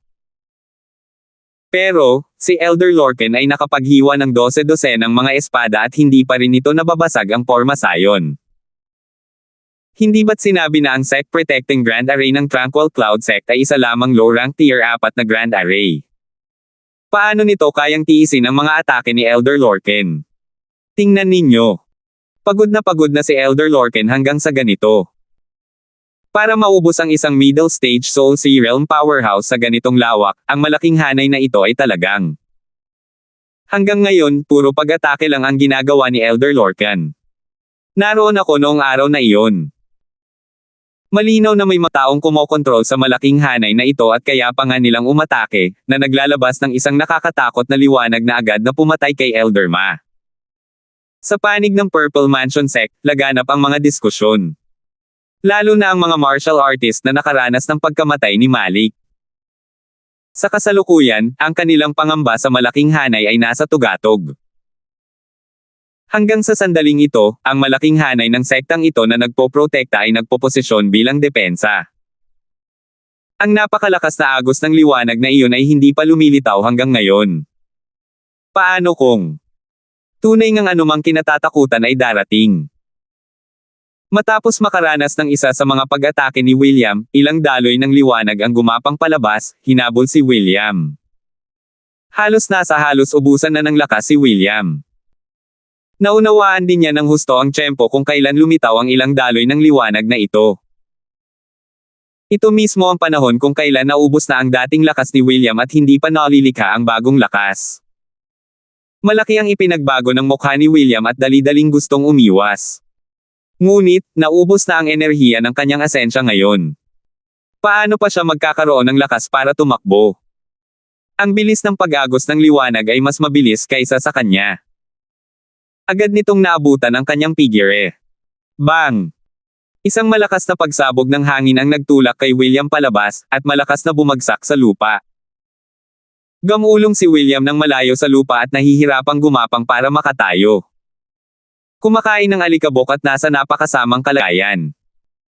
Muling naibalik ng malaking hanay ang katahimikan nito na parang walang nangyari kanina. Ngunit, may natitirang takot si Lian Wenguang. Ang dugtong na iyon ng buhay at kamatayan ngayon lang kung hindi dahil sa pagkilos ni Jude upang ikalat ang ilang daloy ng liwanag na iyon, malamang ay susunod na siya sa mga yapak ni Malik ngayon din. Jude. Alam mo namang napakalakas ng hukbong ito, bakit hindi ka kumilos kanina? Lumapit si William kay Jude at galit na sinabi. Hindi na matindaan ni William kung gaano nakatagal mula nang hindi siya naging ganito kalungkot. Ang engkwentro ngayon ay nagpalungkot sa kanya ng husto at kailangan niyang makahanap ng paraan para mailabas ang kanyang nararamdaman. Pero mahinahong sinabi ni Jude, matagal na kitang binalaan. Ikaw ang hindi nakinig sa payo ko at kinailangang sapilitang basagin ang Pormasayon. Gumawa ako ng hakbang para iligtas ka kanina, ayos lang kung hindi ka magpasalamat, pero ang galing mo talagang humarap at tanungin ako. Ikaw. Wala talagang maisagot na salita si William. Napaka-abstract ng Grand Array na ito. Hindi talaga ito isang low-rank tier 4 na Grand Array. Ibang-iba ito sa balitang naintindihan natin dati. Seryosong sabi ni Jude. Nagbago ang ekspresyon ni William at sinabi niya, ano? Hindi low-rank tier 4. Kung gayon, anong grado? Sabi ni Jude, kung tama ang aking mga hula, ang malaking hanay na ito ay kahit papaano ay nasa high rank tier 4 na level. Kahit na personal na dumating ang Sect Master, maaaring hindi niya mapilitang basagin ang Pormasayon. Hindi pangkaraniwan ang pagkagulat ni William sa pagkakataong ito. Sandaling nakalimutan niya ang kahihiyan kanina at nagulat na sinabi, kahit ang Sect Master ay hindi kayang basagin ang malaking hanay na ito. Nagbibiro ka ba? Halos nalampasan na ito ng mga atake ko kanina. Medyo kulang lang ito sa firepower. May mapanghamak na mukha si Jude habang sinasabi niya ito ng may malamig na ngiti, tigilan mo na yan. Ang mga atake mo ngayon lang ay nakakainis. Ang taong kumokontrol sa Grand Array ay may control sa Grand Array sa middle stage Soul Realm level para lang makatipid ng essence energy. Kaya naman ganoon ang epekto ng mga atake mo. Kung hindi lang dahil sa pangamba na nandito tayong dalawa, matagal ka ng patay ngayon. 458. Sayang naman. Sa huling sandali, isang hakbang pa lang ay hindi na ito nagtagumpay. Sa gitna ng Pormasayon, sabi ni Tobian ang may mukhang awa. Galit na galit si Tobian sa mga tao ng Purple Mansion Sect. Kung hindi lang dahil sa kakulangan ng kanyang lakas, matagal na sana niyang napatay ang Heavenly Sky Sect. Ngayon, nang makitang si William ay nailigtas pala ng mga tao, agad siyang nagdalamhati ng walang katapusan. Hay nako! Konting dagdag pa lang at mapatay na natin ang middle stage Soul Realm expert na yon. Konting dagdag pa lang. Isang disipulo ang pumutok sa dibdib at pinapadyak ang mga paa. Palihim na tumango ang grupo ng mga disipulo ng Tranquil Cloud Sect. Maliwanag na pareho lang ang kanilang nararamdaman. Dati, lahat sila ay kinakabahan pa rin, natatakot na hindi kayang tumagal ng malaking hanay, at hiniling na sana ay mailipat nila ang lahat ng enerhiya ng asensya sa kanilang mga katawan kay Mateo. Pero, matapos dumanas ng ilang pag-atake, natuklasan nila na ang patuloy na matagumpay na middle stage Soul Realm powerhouse sa kanilang impresyon ay tila hindi rin naman nakakatakot. Bagamat mas malakas ang mga pagyanig na naranasan ng malalaking grupo kumpara noong nakaraan, ang enerhiya ng asensya na nakuha ni Mateo mula sa kanilang mga katawan ay nabawasan ng malaki. Ang aspetong ito ay dahil ang kanilang sama-samang lakas ay tumaas ng malaki. Ang isa pang aspeto ay dahil sinasadya ni Mateo na mapanatili ang lakas. Pero lumingon si Mateo at nakangiting sinabi, "Haha. Huwag kang mag-alala. Nagsisimula pa lang ang magandang palabas." Tumaas ang kilay ni Tobian at medyo nasa sabik niyang sinabi, "Junior Apprentice Brother Croswell, maaari kayang. Sinasadya mo iyon kanina." Tumanggo si Mateo nang nakangiti at sinabing, "Patayin ang isa at ang pagiging alerto ng isa pa ay tataas. Tiyak na magiging maingat ang Array Master na iyon. Hindi magiging madali kung ganoon ang pagpapatalon sa kanya sa hukay. Tier 4 na Array Master naman iyon. Mayroon pa rin siyang ilang kakayahan. Haha. Gaya ng sabi ko. Napakagaling, Junior Apprentice Brother Croswell. Tunay na napakagaling." Tuwang-tuwa si Tobian at hindi namamalayang nagtaas ng malaking thumbs up kay Mateo. Hahaha. Nang makita ang nakakatawang tingin ni Tobian, hindi napigilan ng disipulo ang pagtawa ng malakas. Ang kaninang pagkataranta ay agad na naglaho ng walang bakas. Sa labas ng mga tarangkahan ng sekta, nanigas ang balahib ni William dahil sa gulat. Ngayon lang niya nalaman na nakapaglibot na siya sa mga tarangkahan ng impyerno at pabalik. Sa paggunita sa tagpong iyon kanina, nakaramdam si William ng takot at nakaramdam din ng malamig na hangin mula sa likuran. Nilunok ni William ang kanyang laway at nakaramdam ng kaunting pagkatuyo. "Matandang gawin mo ang sinabi mo. Makikinig ako sa iyo." Sa pagkakataong ito, hindi nang ahas si William na ipakita ang kanyang mga kakayahan at nagsimulang kumonsulte kay Jude. Isa palang tier 4 na Array Master si Jude. Si William mismo ay hindi kayang basagin ang formation. Maliwanag na kay Jude lang dapat umaasa. Nakangiting sabi ni Jude, "Kahit ako ang nasa tier 4 pataas na Grand Arrays, medyo mahirap din itong makrak." Nakita ni William na sadyang pinapanatili siya ni Jude sa kaba at nagngalit ang kanyang mga ngipin ng may puot. Pero, sa puntong ito, wala ring ibang pagpipilian si William. Kay Jude na lang siya lubos na umaasa. Same time silang nangakong sa harap ni Morgan bago sila umalis ay tiyak na sisirain ang malaking hanay at tuluyang lipulin ang Tranquil Cloud Sect. Ngunit ngayon, muntik na niyang mawala ang kanyang munting buhay ngayon lang. Hindi na mapigilan ang sunod-sunod na pananakit ni Morgan nang sila ay bumalik. Sa pamamagitan lamang ng pagpuksa sa Tranquil Cloud Sect ay mas gaganda ang kanyang mukha pagkatapos niyang bumalik. Matandang lahat ay naglilingkod sa Emperador ng Hangin. "Huwag mo nang panatilihin ang pananibik, ha?" Malungkot na sabi ni William. Alam mo bang naglilingkod ka na ngayon sa Emperador ng Hangin? Noong inaagaw mo ang Predator kanina lang, saan mo inilagay ang Emperador ng Hangin? Siyempre, hindi sinabi ni Jude ang mga salitang ito. Pinunalang niya sa sarili. "William, napakawalandiya naman ang lalaking ito. Nasaliksik ko na ang lahat ng sekta na nagpoprotekta sa mga Grand Array ng 8 dakilang sekta dati. Ang pangalan ng sekta na nagpoprotekta sa Grand Array ng Tranquil Cloud Sect ay inyang Turbid Heaven Grand Array. Ang array formation na ito ay orihinal na isang quasi-tier 5 array formation. Ang kapangyarihan nito ay pambihira. Hindi ko lang alam kung ano ang dahilan, ang sekta na nagpoprotekta sa Grand Array ng Tranquil Cloud Sect ay tila may ilang mga di kasakdalan. Kaya low rank tier 4 na kapangyarihan lamang ang mayroon ito, mabagal na sabi ni Jude. Mula sa mga salita ni Jude, masasabi ng isa na ang Purple Mansion Sect ay may matataas na ambisyon patungo sa Southern Domain, at matagal nang gumagawa ng mga plano. Matagal nang sinaliksik ni Jude ang Sect Protecting Grand Array ng Tranquil Cloud Sect noon, at halos may kaunting kaalaman pa rin siya tungkol sa Yin-Yang Turbid Heaven Grand Array. Nagtatakang sabi ni William, "Maaari kayang. Ang array formation na ito sa harap natin ay mayroon ng quasi-tier 5 Grand Array power. Hindi ba't ibig sabihin noon ay maliban na lang kung may dumating na Divine Traversing Realm Powerhouse, kung hindi, hindi natin masisira ang Grand Array na ito kahit anong mangyari. Umiling si Jude at sinabing, paano naging ganoon kadaling iset up ang isang quasi-tier 5 Grand Array. Kahit papaano sa Southern Domain, wala talagang sino man ang makakapaglagay ng isang quasi-tier 5 Grand Array. Bukod pa rito, ayon sa pagkakaalam ko, nawala na ang kumpletong forma sayon ng array ng Yin Yang Turbid Heaven Grand Array na ito. Hindi rin ito kayang iset up ng Tranquil Cloud Sect mismo. Bumantong hininga si William at sinabing, kung gayon, ang ibig mong sabihin. Bagamat hindi kayang abutin ng array formation na ito ang quasi-tier 5 Grand Array Standards, maliwanag na may isang taong nagpabago at nagpahusay nito. Dapat ay halos hindi na ito umabot sa high rank tier 4 standards. Bukod pa rito, ang lakas ng taong kumokontrol sa Grand Array ay hindi mababa sa akin.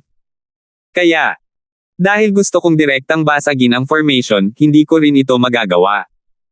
Seryosong sabi ni Jude nang may seryosong mukha. Ano? May kumokontrol sa malaking hanay na ito. Isa pa, hindi ba mas mababa ang lakas mo? Sa lupain ng Southern Domain, bukod kay Jerwin ng Heavenly Sky Sect, sino pa ang makakaabot sa antas mo? Gulat na bulalas ni William. Walang kaalam-alam si William tungkol sa malalaking hanay at hindi niya lubos na makita ang lalim ng hanay na ito. Ngunit may napansin si Jude na kaunting kutob. Ang Tier 4 na Array Master sa lupain ng Southern Domain ay mayroon lamang 2 tao. Ang isa ay si Jude. Ang isa pa ay isang Grand Elder ng Heavenly Sky Sect na nagngangalang Jerwin. Bago ito, matagal nang inihihiwalay ni Jude ang sarili sa lipunan at hindi lumalabas. Ang Tier 4 na Array Master sa lupain ng Southern Domain ay si Jerwin lamang. Sa unang pagkakataon na marinig ang tungkol sa taong to na ang pamantayan ng landas ng Porma Sayon ay hindi mababa sa kontrol ni Jude sa malaking hanay na ito sa harap ng kanilang mga mata, maiisip ang pagkamangha ni William. Kailangang malaman ng isa na si Jerwin ay nakakulong pa rin sa Towering Peak. Kung gayon, sino ang nasa loob ng engranding hanay? Dahan daw ang tumango si Jude at ang kanyang ekspresyon ay may hindi masabi na kaseryosohan, hindi ko rin maintindihan pagkatapos kong mag-isip ng malalim. Sa lohikal na pagsasalita, ang Tranquil Cloud Sect ang pinakamahinang sect sa 8 dakilang sect. Kung isama si Queenly, 2 na lang ang Soul Sea Realms. Gusto ko talagang malaman kung sino sa mundo ang kumokontrol sa sect na ito na nagpoprotekta sa Grand Array sa loob ngayon. Nakaramdam ng kaunting pagod si William. Isang Tier 4 na Array Master na ang lakas ay hindi mas mababa kay Hiju na kumokontrol sa isang high rank Tier 4 na Grand Array. Hindi ito isang bagay na nakakatuwa. Masyadong kalokohan ang mga ginawa niya kanina. Kung iisipin ngayon, maituturing siyang muntik ng makatakas. Hindi nakakapagtaka na sinabi ni Jude dati na kahit na personal na dumating ang Sect Master, maaaring hindi rin niya mabuwag ang pormasyong ito. Kung gayon, ano ang dapat nating gawin ngayon? Bumalik muna tayo para iulat ang bagay na ito sa Sect Master. Wala na ang kaiabangan ni William sa Soul Sea Realm ngayon. Sa halip, medyo naging mahiyain siya. Umiling si Jude at sinabing, nagpakilos tayo ng malaking puwersa at nagamok para pumunta rito. Paano tayo makakabalik ng walang dala? Hehe. Sa pakikipagtagpo sa isang ekspertong tulad niya, ako, si Old He, ay nangangati na ring subukan ang aking mga kasanayan ngayon. Gusto ko talagang malaman kung sino sa mundo ang kumokontrol sa Yin Yang Turbid Heaven Grand Array ngayon. Kahit hindi ko direktang magawang basagin ang Porma Sayon, bawasan ang lakas ng array formation na ito at hanapin ang mga mahinang lugar ng Grand Array na ito, magagawa ko pa rin ito. Old Lorcan, maya-maya, babaguhin ko ang Porma Sayon. Tulungan mo akong suportahan mula sa gilid at hintayin ang aking balita. Kapag hinayaan kitang umatake, ilulunsad mo ang iyong pag-atake ng buong lakas at tuluyang basagin ang Porma Sayon na ito. Gaya ng sinabi niya, binaligtad ni Jude ang kanyang kamay. Mayroon na siyang karagdagang grupo ng maliliit na bandila na may iba't ibang kulay. Kumuha siya ng isang dilaw na maliit na bandila at gumalaw ang kanyang figure, nakarating hindi kalayuan sa malaking hanay. Para lang makita siyang casual na ikinakaway ang kanyang kamay. Napakaraming enerhiya ng langit at lupa ang pinakawalan mula sa maliit na bandila at lumubog sa Yin-Yang Turbid Heaven Grand Array. 459. Ang mga aksyon ni Jude ay hindi nagdulot ng malaking kaguluhan tulad ni William. Ngunit, agad nitong pinalakas ang kumpiyansa ng mga disipulo ng Purple Mansion Sect na parang gamot na pampasigla sa puso.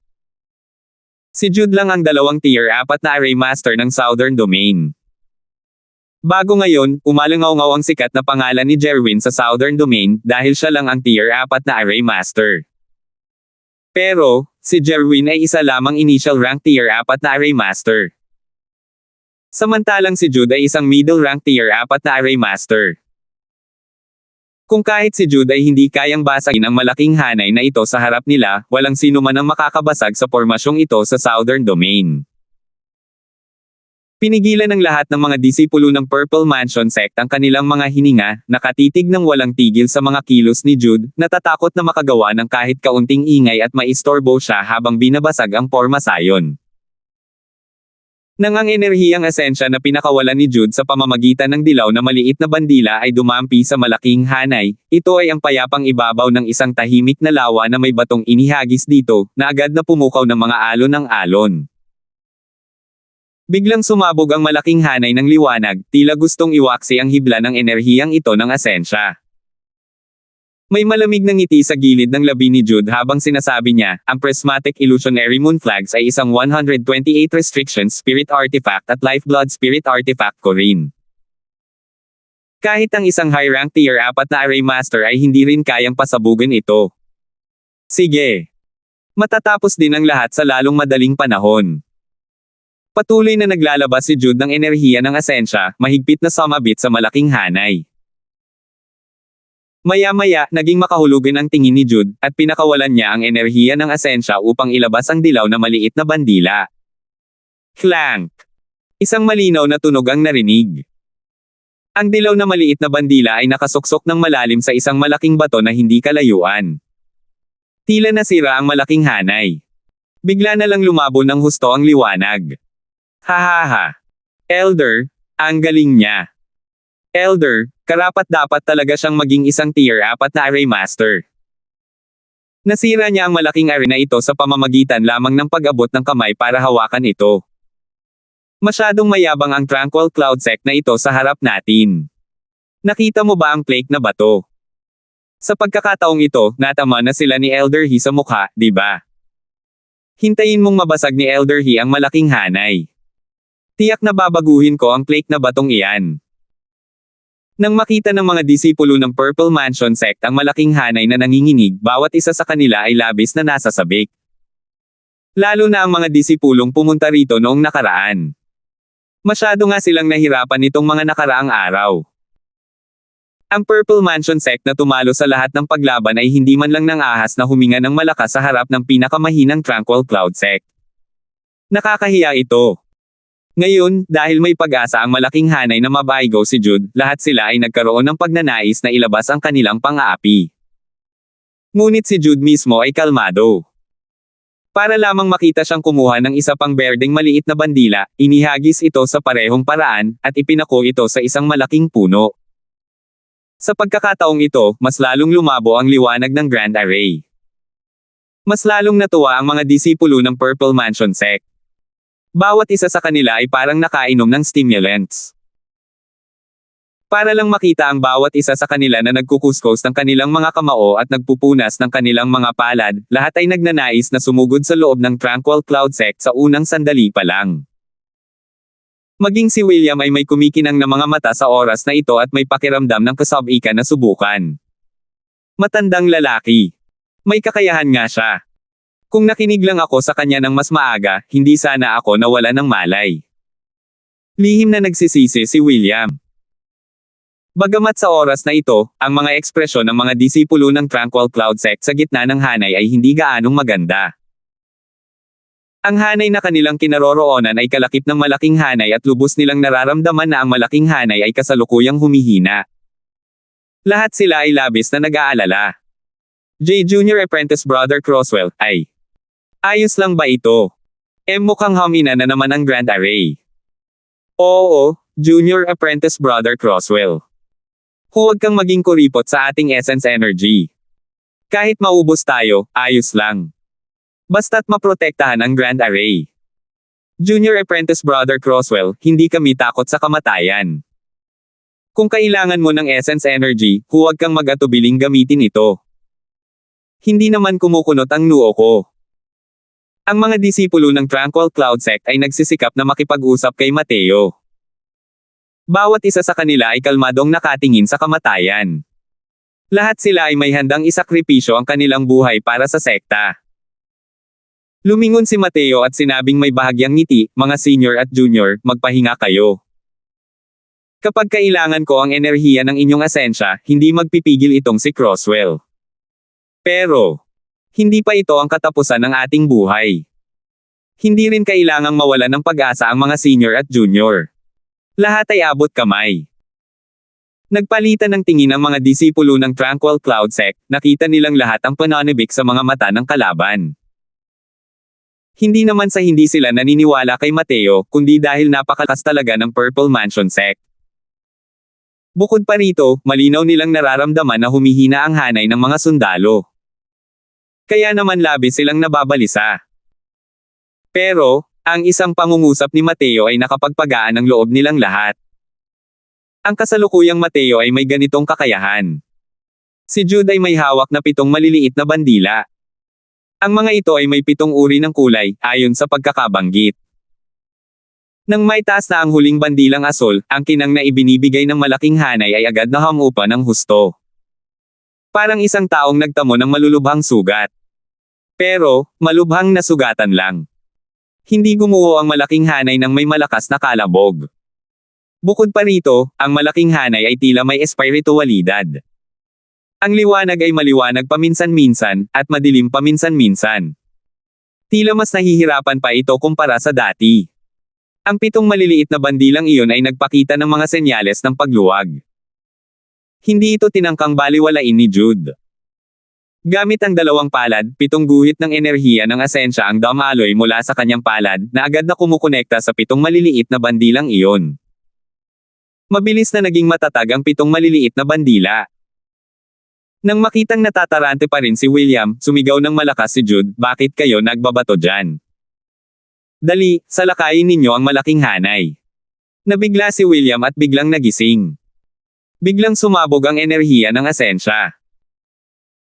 Sa pagkakataong ito, halos ginamit ni William ang lahat ng enerhiya ng asensya na maaaring magamit sa kanyang buong katawan, at ibinuhos ang lahat ng ito sa blood-drinking saber. Agad na naglabas ang blood-drinking saber ng isang nakasisilaw na pulang liwanag. Isang nakakakilabot na aura ang lumabas. Magpahinga ka na para sa akin. Iwinasiwas ni William ang kanyang mahabang sable. Isang nakakatakot na atake ang sumugod patungo sa malaking hanay. Dagandong. Nagliparan ng mga piraso ng bato sa paligid. Halos patag na ang isang malawak na lupain sa labas ng mga tarangkahan. Napakalakas ng kapangyarihan ng isang ataking ito. Si Elder Lorcan ay makapangyarihan. Ang galing talaga ni Elder Lorcan. Patayin. Patayin lahat ng tao ng Tranquil Cloud Sect. Maghayganti para kay Elder Malik. Sumugod ang lahat ng mga disipulo ng Purple Mansion Sect patungo sa mga gate, gustong sumugod sa loob ng Tranquil Cloud Sect. Gayunpaman, ang ekspresyon ng mukha ni Jude at William ay hindi naging sabik. Sa halip ay naging seryoso ito. Ang atake ni William kanina ay walang nasagap na anumang hadlang. Tila direktang dumaan ito sa malaking hanay. Ito. Anong ginagawa dito? Si Jude pa rin ang unang tumugon dito. Hindi sinasadyang nagbago ang ekspresyon niya, at sumigaw kay William, hindi maganda. Ping! Dali, tumakbo ka na. Natigilan si William, ngunit agad ding nagbago ng malaki ang kanyang ekspresyon. Dahil sa oras na ito, ang malaking hanay ay biglang sumabog na may mga sinag ng liwanag. Ang mga nakasisilaw na sinag ng liwanag na iyon ay mas matindi pa kaysa dati. Paanong may bahid ng pagpipigil? Daan-daang liwanag ang pinakawalan mula sa loob ng malaking hanay, mabilis na sumugod patungo kina Jude at William. Napakalinaw kay William ang husay ng umaagos na liwanag na ito. Muntik na siyang mamatay sa ilalim ng mga agos ng liwanag na ito ngayon lang. Ilan lang ang mga daloy ng liwanag na dumadaloy kanina, pero ngayon, daan-daan na. Dahil sa pagbasag sa Formasayon, kasama ang mga epekto ng prismatic illusionary moon flags ni Jude, ang distansya ng dalawang tao mula sa Grand Array ay napakalapit na. At hinihintay ni Mateo ang sandaling ito. Bang! Bang! Bang! Malahas na pagsabog ang umalingaw-ngaw sa harap ng mga tarangkahan ng Tranquil Cloud Sect. Ang daan-daang liwanag na iyon ay tila isang kulog na dumadaloy pababa mula sa abot tanaw, na sumasabog sa nasa harap ng mga tarangkahan ng Tranquil Cloud Sect nang hindi na makilala. Pagkatapos ng mga pagsabog sa harap ng mga pintuan ng Tranquil Cloud Sect, ito ay katahimikan na parang kamatayan. 406 na po. Anong sabi mo? Sabihin mo ulit sa akin. Ang dakilang bulwagan ng Heavenly Sky Sect. Nang marinig ni Morgan ang ulat ni Elder Marlon ng Sea Transformation Realm, napatayo siya ng may gulat at ang mukha ay puno ng hindi makapaniwala. Punong-puno ng mga sugat si Marlon sa buong katawan, mukhang nakababahala. Pero, malinaw na ang kanyang mga pinsala ay sumailalim na sa paggamot at hindi naman malaking problema iyon. Nang makitang nagtatanong si Morgan, napaiyak si Marlon, Lord Sect Master. Sina Grand Elder He at Elder Lorcan ay napatay agad ng malaking hanay ng sect na nagpoprotekta sa Tranquil Cloud Sect. Sa 1500 disipulo ngayong biyahe, mahigit kalahati ang nasawi. Mga elder lang ng Transformation Realm, halos 80 katao ang namatay. May takot pa rin sa mga mata ni Marlon. Natatakot na siya sa malaking hanay ng mga sundalong pinoprotektahan ng sekta ng Tranquil Cloud Sect. Una ay ang personal na pagsaksi sa pagkamatay ni Malik, ang First Level Soul Sea Realm, sa harap mismo ng kanyang mga mata. Pagkatapos, nasaksihan niya mismo ang pagkamatay ni Jude at William, ang Fourth Level Soul Sea Realm, sa harap niya. Ang imaheng ito ay malamang na hindi mabubure sa kanyang isipan sa buhay na ito. Pagkamatay ni Jude at William, siya ang naging taong may pinakamataas na lakas sa pangkat na iyon. Kung hindi lang dahil sa pagpunta niya para ihatid ang balita kay Morgan, hiniling niya na sana ay makahanap agad siya ng lugar para makapasok sa pinakamalalim na pag-iisa at hindi na lalabas kahit pabugbugin siya hanggang mamatay. Kahit ngayon, walang tigil pa rin ang panginginig ng boses niya kapag nagsasalita. Dahil konektado ang daanan ng kaharian, ang mga martial artists sa ilalim ng Soul Sea Realm ay maaaring makapasok sa Endless World. Sa loob ng ilang buwang ito, marami ng martial artist ng Sea Transformation Realm at Crystal Formation Realm ang nakapasok sa Endless World. Lahat sila ay nasa ilalim ng pamumuno ni Morgan. Kung hindi, sa lakas pa lamang ng Purple Mansion Sect, wala rin silang paraan para makamit ang ganoong kakilakilabot na lakas. Dahil sa mga karagdagang ito, matagal nang nalampasan ng lakas ng Purple Mansion Sect ang Heavenly Sky Sect. Kaya nilang pabagsakin ang buong Southern Domain ng hindi damanak ng kahit isang patak ng dugo. Gayunpaman, sa bawat salitang sinasabi ni Marlon, tumutulo ang isang patak ng dugo sa puso ni Morgan. Nang matapos magsalita si Marlon, pakiramdam ni Morgan ay halos maubos na ang dugo sa kanyang puso. Ibinagsak niya ang kanyang puwitan sa kanyang upuan, ang kanyang mukha ay nalilito. Ang mga pagkalugi mula sa pag-atake sa Tranquil Cloud Sect sa pagkakataong ito ay napakasakit. Ang aksidente ng Tranquil Cloud Sect ay nagbigay pa rin ng importansya kay Morgan. Kaya naman sa pag-atake sa Tranquil Cloud Sect sa pagkakataong ito, halos 40% ng mga martial artists ng Purple Mansion Sect ang napadala niya. Sa biyaheng ito, ang mga martial artists na mula sa Sea Transformation Realm lang ang nagkaroon ng mahigit 100 katao. Gayunpaman, sa mahigit 100 katao na ito, 50 hanggang 60 lamang ang bumalik. Marami sa kanila ang may malubhang pinsala. Malamang na wala rin silang gaanong magagawa sa hinaharap. Ayon sa paglalarawan ni Marlon, sina Jude at William ay napatay agad ng sekta na nagpoprotekta sa malawak na hanay ng mga sundalo ng Tranquil Cloud Sect. Habang inakala ng ibang mga disipulo na nasira na ang malaking hanay at biglang sumugod sa loob ng saklaw ng apoy ng malaking hanay. Sa huli, dahil kinailangang mga siwa ni Marlon, naging mabagal ang kanyang mga kilos at nagkataong sumugod siya sa mga peripheral ng sect na nagpoprotekta sa Grand Array, na siyang nagligtas sa kanyang buhay. Hindi kailanman inakala ni Morgan na ang Purple Mansion sect ay talagang magdurusa ng ganito kalaking pagkatalo sa Southern Domain. Dalawang eksperto sa Middle Stage Soul Sea Realm. Isa itong tunay na malabim na pag-iral para sa Purple Mansion sect.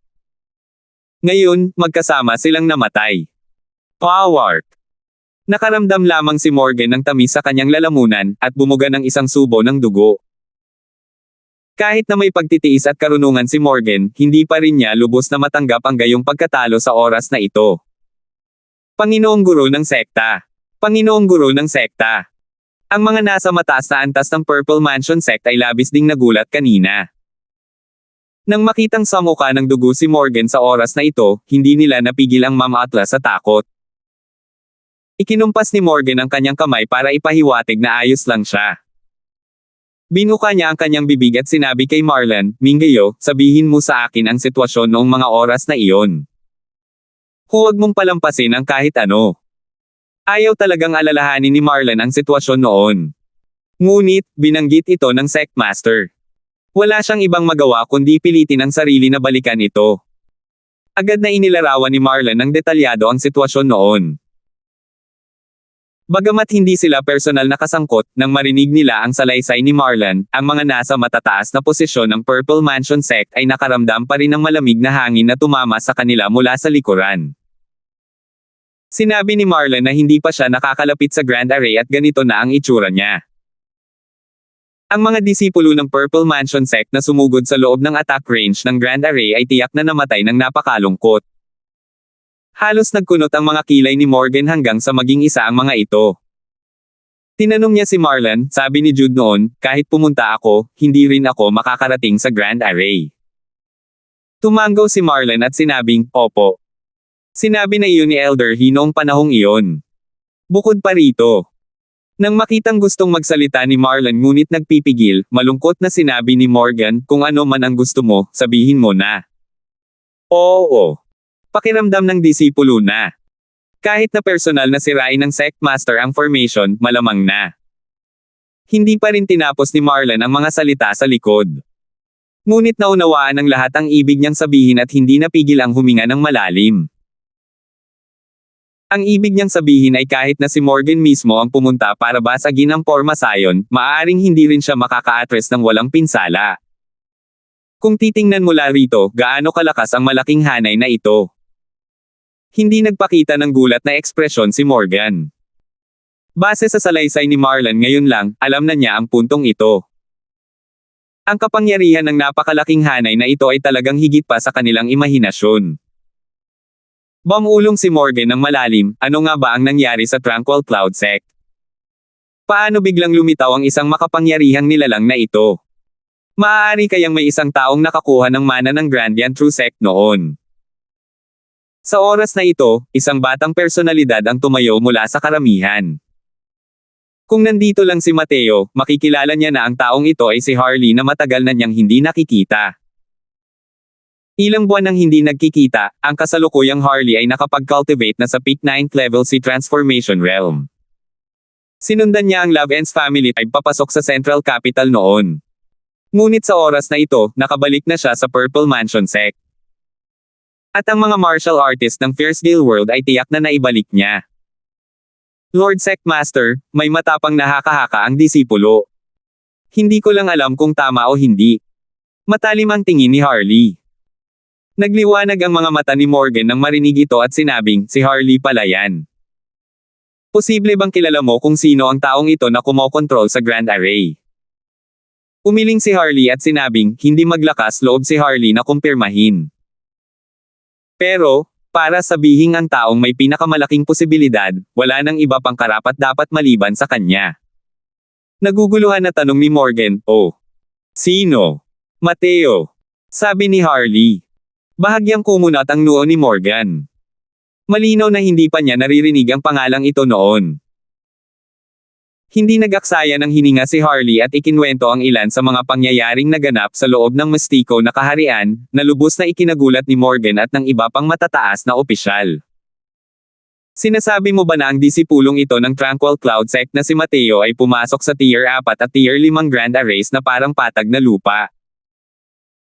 Bukod pa rito, umasa pa siya sa isang set ng Tier 3 array formation para labanan ang apat na si Transformation Realms gamit ang Spirit Condensation Realm Cultivation. Pakiramdam ni Morgan ay parang biro ang mga sinabi ni Harley. Ngunit, alam niyang imposibleng magbiro si Harley tungkol sa ganitong bagay. Matapos makumplito ni Harley ang misyong itinalaga ng sekta, sinimulan nila ang malaking plano ng pag-isahin ang Southern Domain pagkatapos nilang makabalik at sadyang wala silang oras para iulat ang bagay na ito kay Morgan. Hindi ko akalain na mahigit isang buwan ang lumipas, isang napakalaking kaguluhan ang lilito. Bukod pa rito, nang bumalik si Harley, alam na niya na si Mateo ay nakalusot sa Fierce Gale World. Pakiramdam niya ay imposibleng makabalik ng buhay si Mateo. Ngunit, dahil sa malaking hindi inaasahang aksidente sa Tranquil Cloud Sect, wala nang ibang maisip si Harley na mas malamang na mangyari kaysa kay Mateo. Nang makitang nagtanong si Morgan, pinagsalikop ni Harley ang kanyang mga kamay at sinabing, huwag kang magsalita ng walang kabuluhan bilang disipulo. Kung wala itong Mateo, marahil ay hindi makakadaan ang disipulo sa hanay na inilatag ng Grandian True Sect, at hindi rin sana natapos ang misyon. Salamat po at sinamahan ninyo ako, ingat lagi mga master.